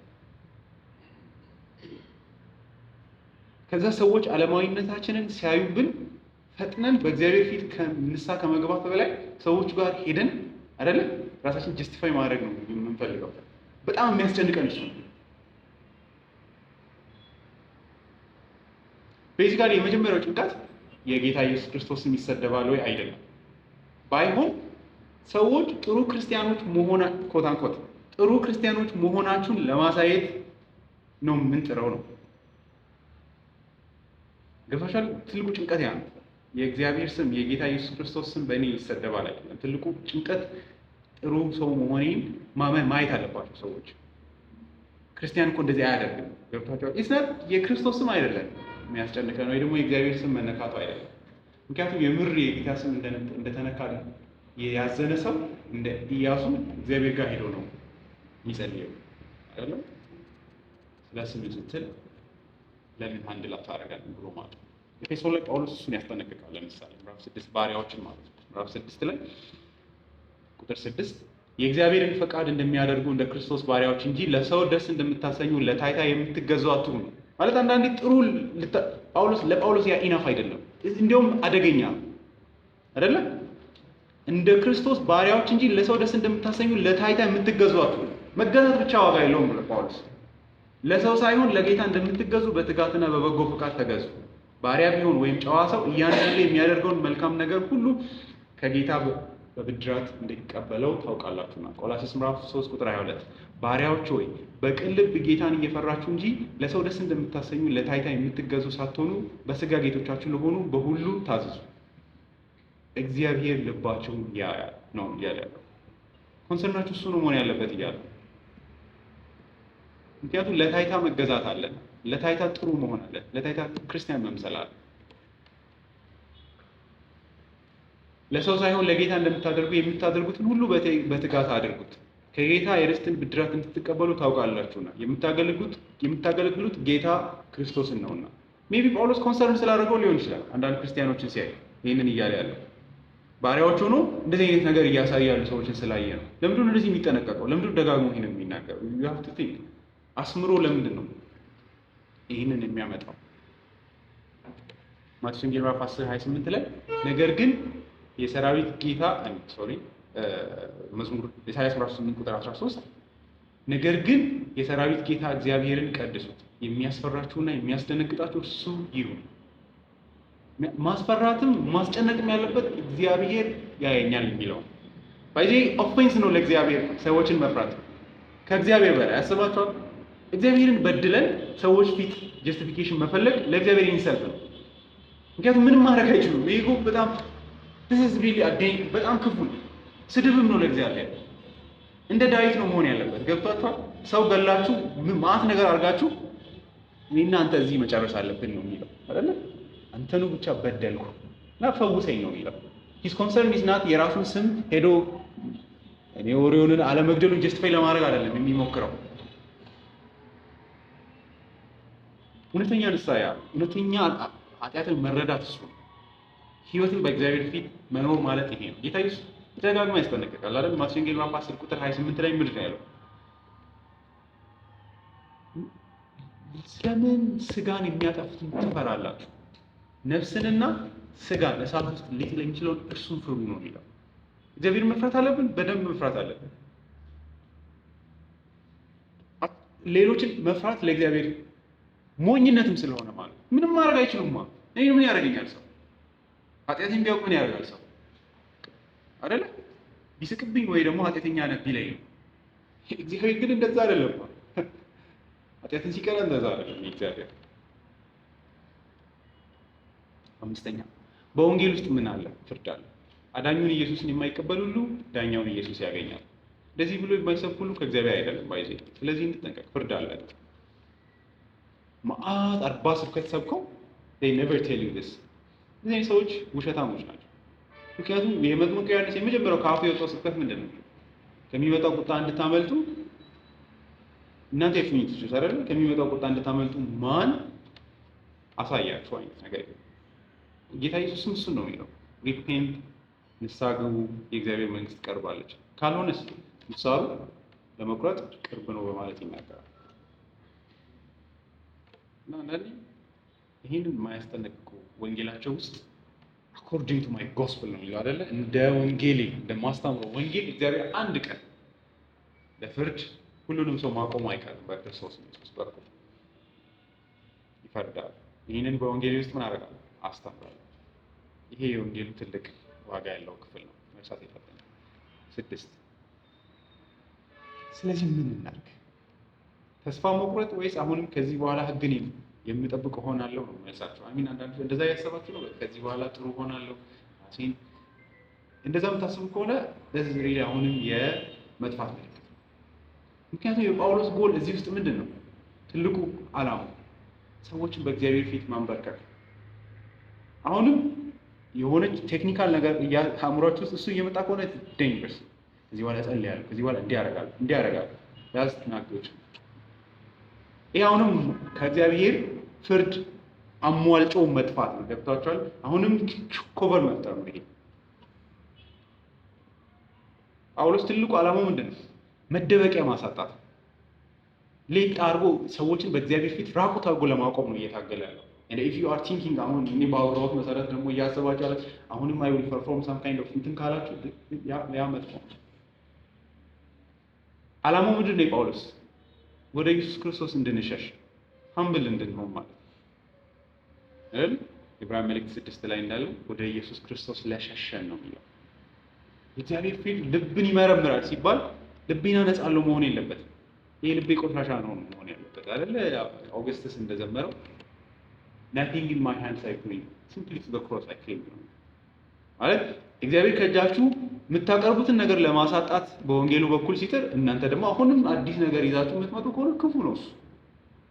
ስለዚህ የተናገርኳችሁን ነገሮች 5 ነጥቦች አትርሷቸው፣ ግን ደግሞ እቅድ አታውጡ። ኢየሱስ ክርስቶስ ጋር ነው። ኢየሱስ ክርስቶስ ውስጥ ፍረስታ ሆነስትሊ ማለት ነው። ኢሳይያስ 64:6 ላይ እሱን ነው ይላል። ሁላችንም እንደ ርኩስ ሰው ሆነናል፣ ጽድቃችንም ሁሉ እንደ መርገም ጨርቅ፣ ሁላችንም እንደ ቅጠል ረግፈናል፣ በደላችንም እንደ ነፋስ ወስዶናል ይላል። ስለዚህ ኦልቲሜትሊ የወንጌሉም ዓላማ ባዶ ማስቀረት፣ እጅን ባዶ ማስቀረት። እጅ ላይ የሆነ ነገር ካለ አሁንም መጥፎ። ሂዩሚሊቲ ትልቅ ነገር ነው። መስቀሉ ጋር መጥቶ ምንም የለኝም በቃ ብቻ ይሄን መስቀል ብቻ ተስፋ አደርጋለሁ ማለት ነው መሆን ያለበት። እግዚአብሔር የደካሞች የኃጢአተኞች አምላክ ስለሆነ አይደል? እናንተ ደካሞች ሸክም የከበዳችሁ ወደ እኔ ኑ፣ እኔም አሳርፋችኋለሁ፣ ለነፍሳችሁ ረፍትን ታገኛላችሁ። ስለዚህ ወንጌል ውስጥ ረፍት አለ። ከሰዓትም አወራለሁ። አንድ ማሰብ ያለብን እግዚአብሔር የተሰበረ ልብን አይንቅም። እኔውም ጌታ ኢየሱስ ልባቸው ከደነደኑ 99 ሰዎች ይልቅ ንስሐ በሚገባ በአንዱ እግዚአብሔር በሰማይ ይደሰታል።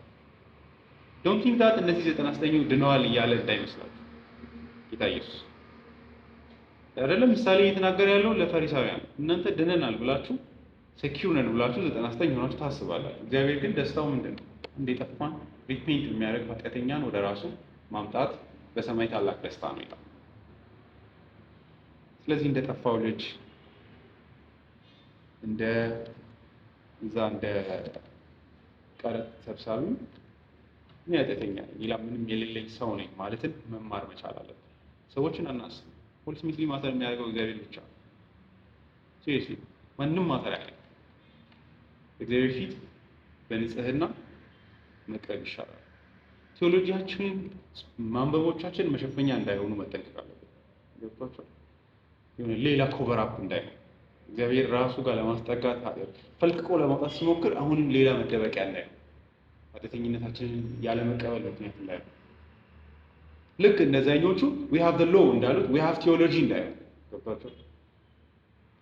I know this stuff የሚል አይነት ሜንታሊቲ እንዳይሆን እና ከእግዚአብሔር ማዳን ፌል እንዳናደርግ ማለት ነው። ስለዚህ ወደ ብርሃን እንውጣ ነው። ገብቷችኋል? ማለት አንሽሽ የእግዚአብሔርን ብርሃን ዲስኮምፎርቲንግ ነው ግን ይሻላል። የእግዚአብሔር ማሳቀቅ ከሰዎች ቼራፕ ከማድረግ ይሻላል። ዓለም ሁሉ ኃጢአተኛ ናቸው እያለ እግዚአብሔር ጻድቅ ነው ቢላችሁ ይሻላል አይደል? ጳውሎስም የሚለው እሱ እግዚአብሔር ካጸደቀን የሚኮንነን ማን ነው? ከዓለም ሁሉ ሻውትና ጩኸት የእግዚአብሔር አክሴፕት ማድረግ ይበልጣል። ስለዚህ ወደዚህ ብርሃን መምጣት ይሻላል። ኢትስ ፔንፉል ግን ይሄ ይሻላል። ይህንን እናስብ። እግዚአብሔር ሁላችንን የሚርዳን። አጭር ጸሎት ጸልየን እንጨርስ።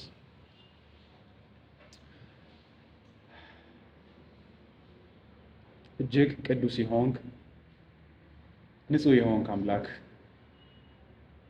ኃጢአተኛን የማታልፍ ኃጢአትን የምትጸየፍ ነገር ግን ደግሞ ቸርና መሐሪ ርኅሩህ የሆንክ አምላክ ቁጣን በልጅ በኢየሱስ ክርስቶስ አሳልፈ ልጅ ላይ ቁጣ በማፍሰስ ለኛ ደግሞ ርኅራኄ ስላረክ በሱ ላይ አይኖችህ ሲጠቁሩ ለኛ ፊትህ ስለበራ እርሱ ባንተ ሲተው እኛን ስላስጠጋህን ስለተቀበልከን እግዚአብሔር አምላካችንን እናመሰግናለን።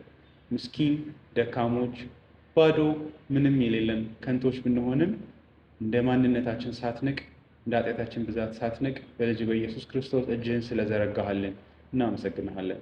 እግዚአብሔር አምላክ ሆይ ደግሞ ከዚህ ማዳንህ የሚጎድል ሰው እንዳይኖር፣ ከዚህ ፍቅርህ የሚጎድል ሰው እንዳይኖር፣ ከዚህ ቸርነትህ ከዚህ ጸጋ የሚጎድል ሰው እንዳይኖር እግዚአብሔር አምላክ ሆይ በልብ መታለል በአሮጌው ሰው ማታለያ የሚጠፋ ሰው እንዳይኖር ወደ ኢየሱስ ክርስቶስ ወደዚህ ብርሃን ወደዚህ ማዳን ነፍሳችን መውጣት እንድትችል ዘንድ ጸጋ እንድታበዛ በመንፈስ ቅዱስ ኃይል አብርትተህ ወደ ብርሃን መውጣትን እንድታደርግልን ከኛ መካከል ይህንን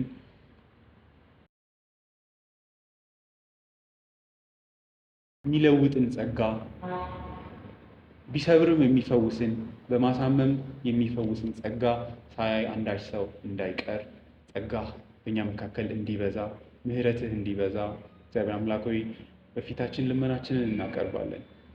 ከድነታችን የተነሳ ምስጋና እንዲሆን በሕይወታችን ውስጥ ከምታረገው ታላቅ ስራ የተነሳ አንተን ብቻ ማመስገን እንዲሆንልን ደግሞ እርዳታና ጸጋ እንዲበዛልን በፊት ልመናችንን እናቀርባለን። በልጅ በኢየሱስ ክርስቶስ በኩል እንድትመለከተን እንለምንሃለን። እንዳትንቀን እንዳትተወን እንለምንሃለን። በልጅ በኢየሱስ ክርስቶስ ጸጋ ይብዛልን። ስለ ሁሉ ነገር እናመሰግንሃለን። ይህም ያንተ ቸርነት ነው። ቃልህን እንድንሰማ የወንጌልህን ታላቅ ስራ እንድናሰላስል እንድናስብ እድል መስጠትህ የመውደድህ ምልክት ስለሆነ ስለዚህ ቸርነትህ እናመሰግንሃለን። ስለ ሁሉ ነገር ተባረክ። በልጅ በኢየሱስ ክርስቶስ እንጸልያለን።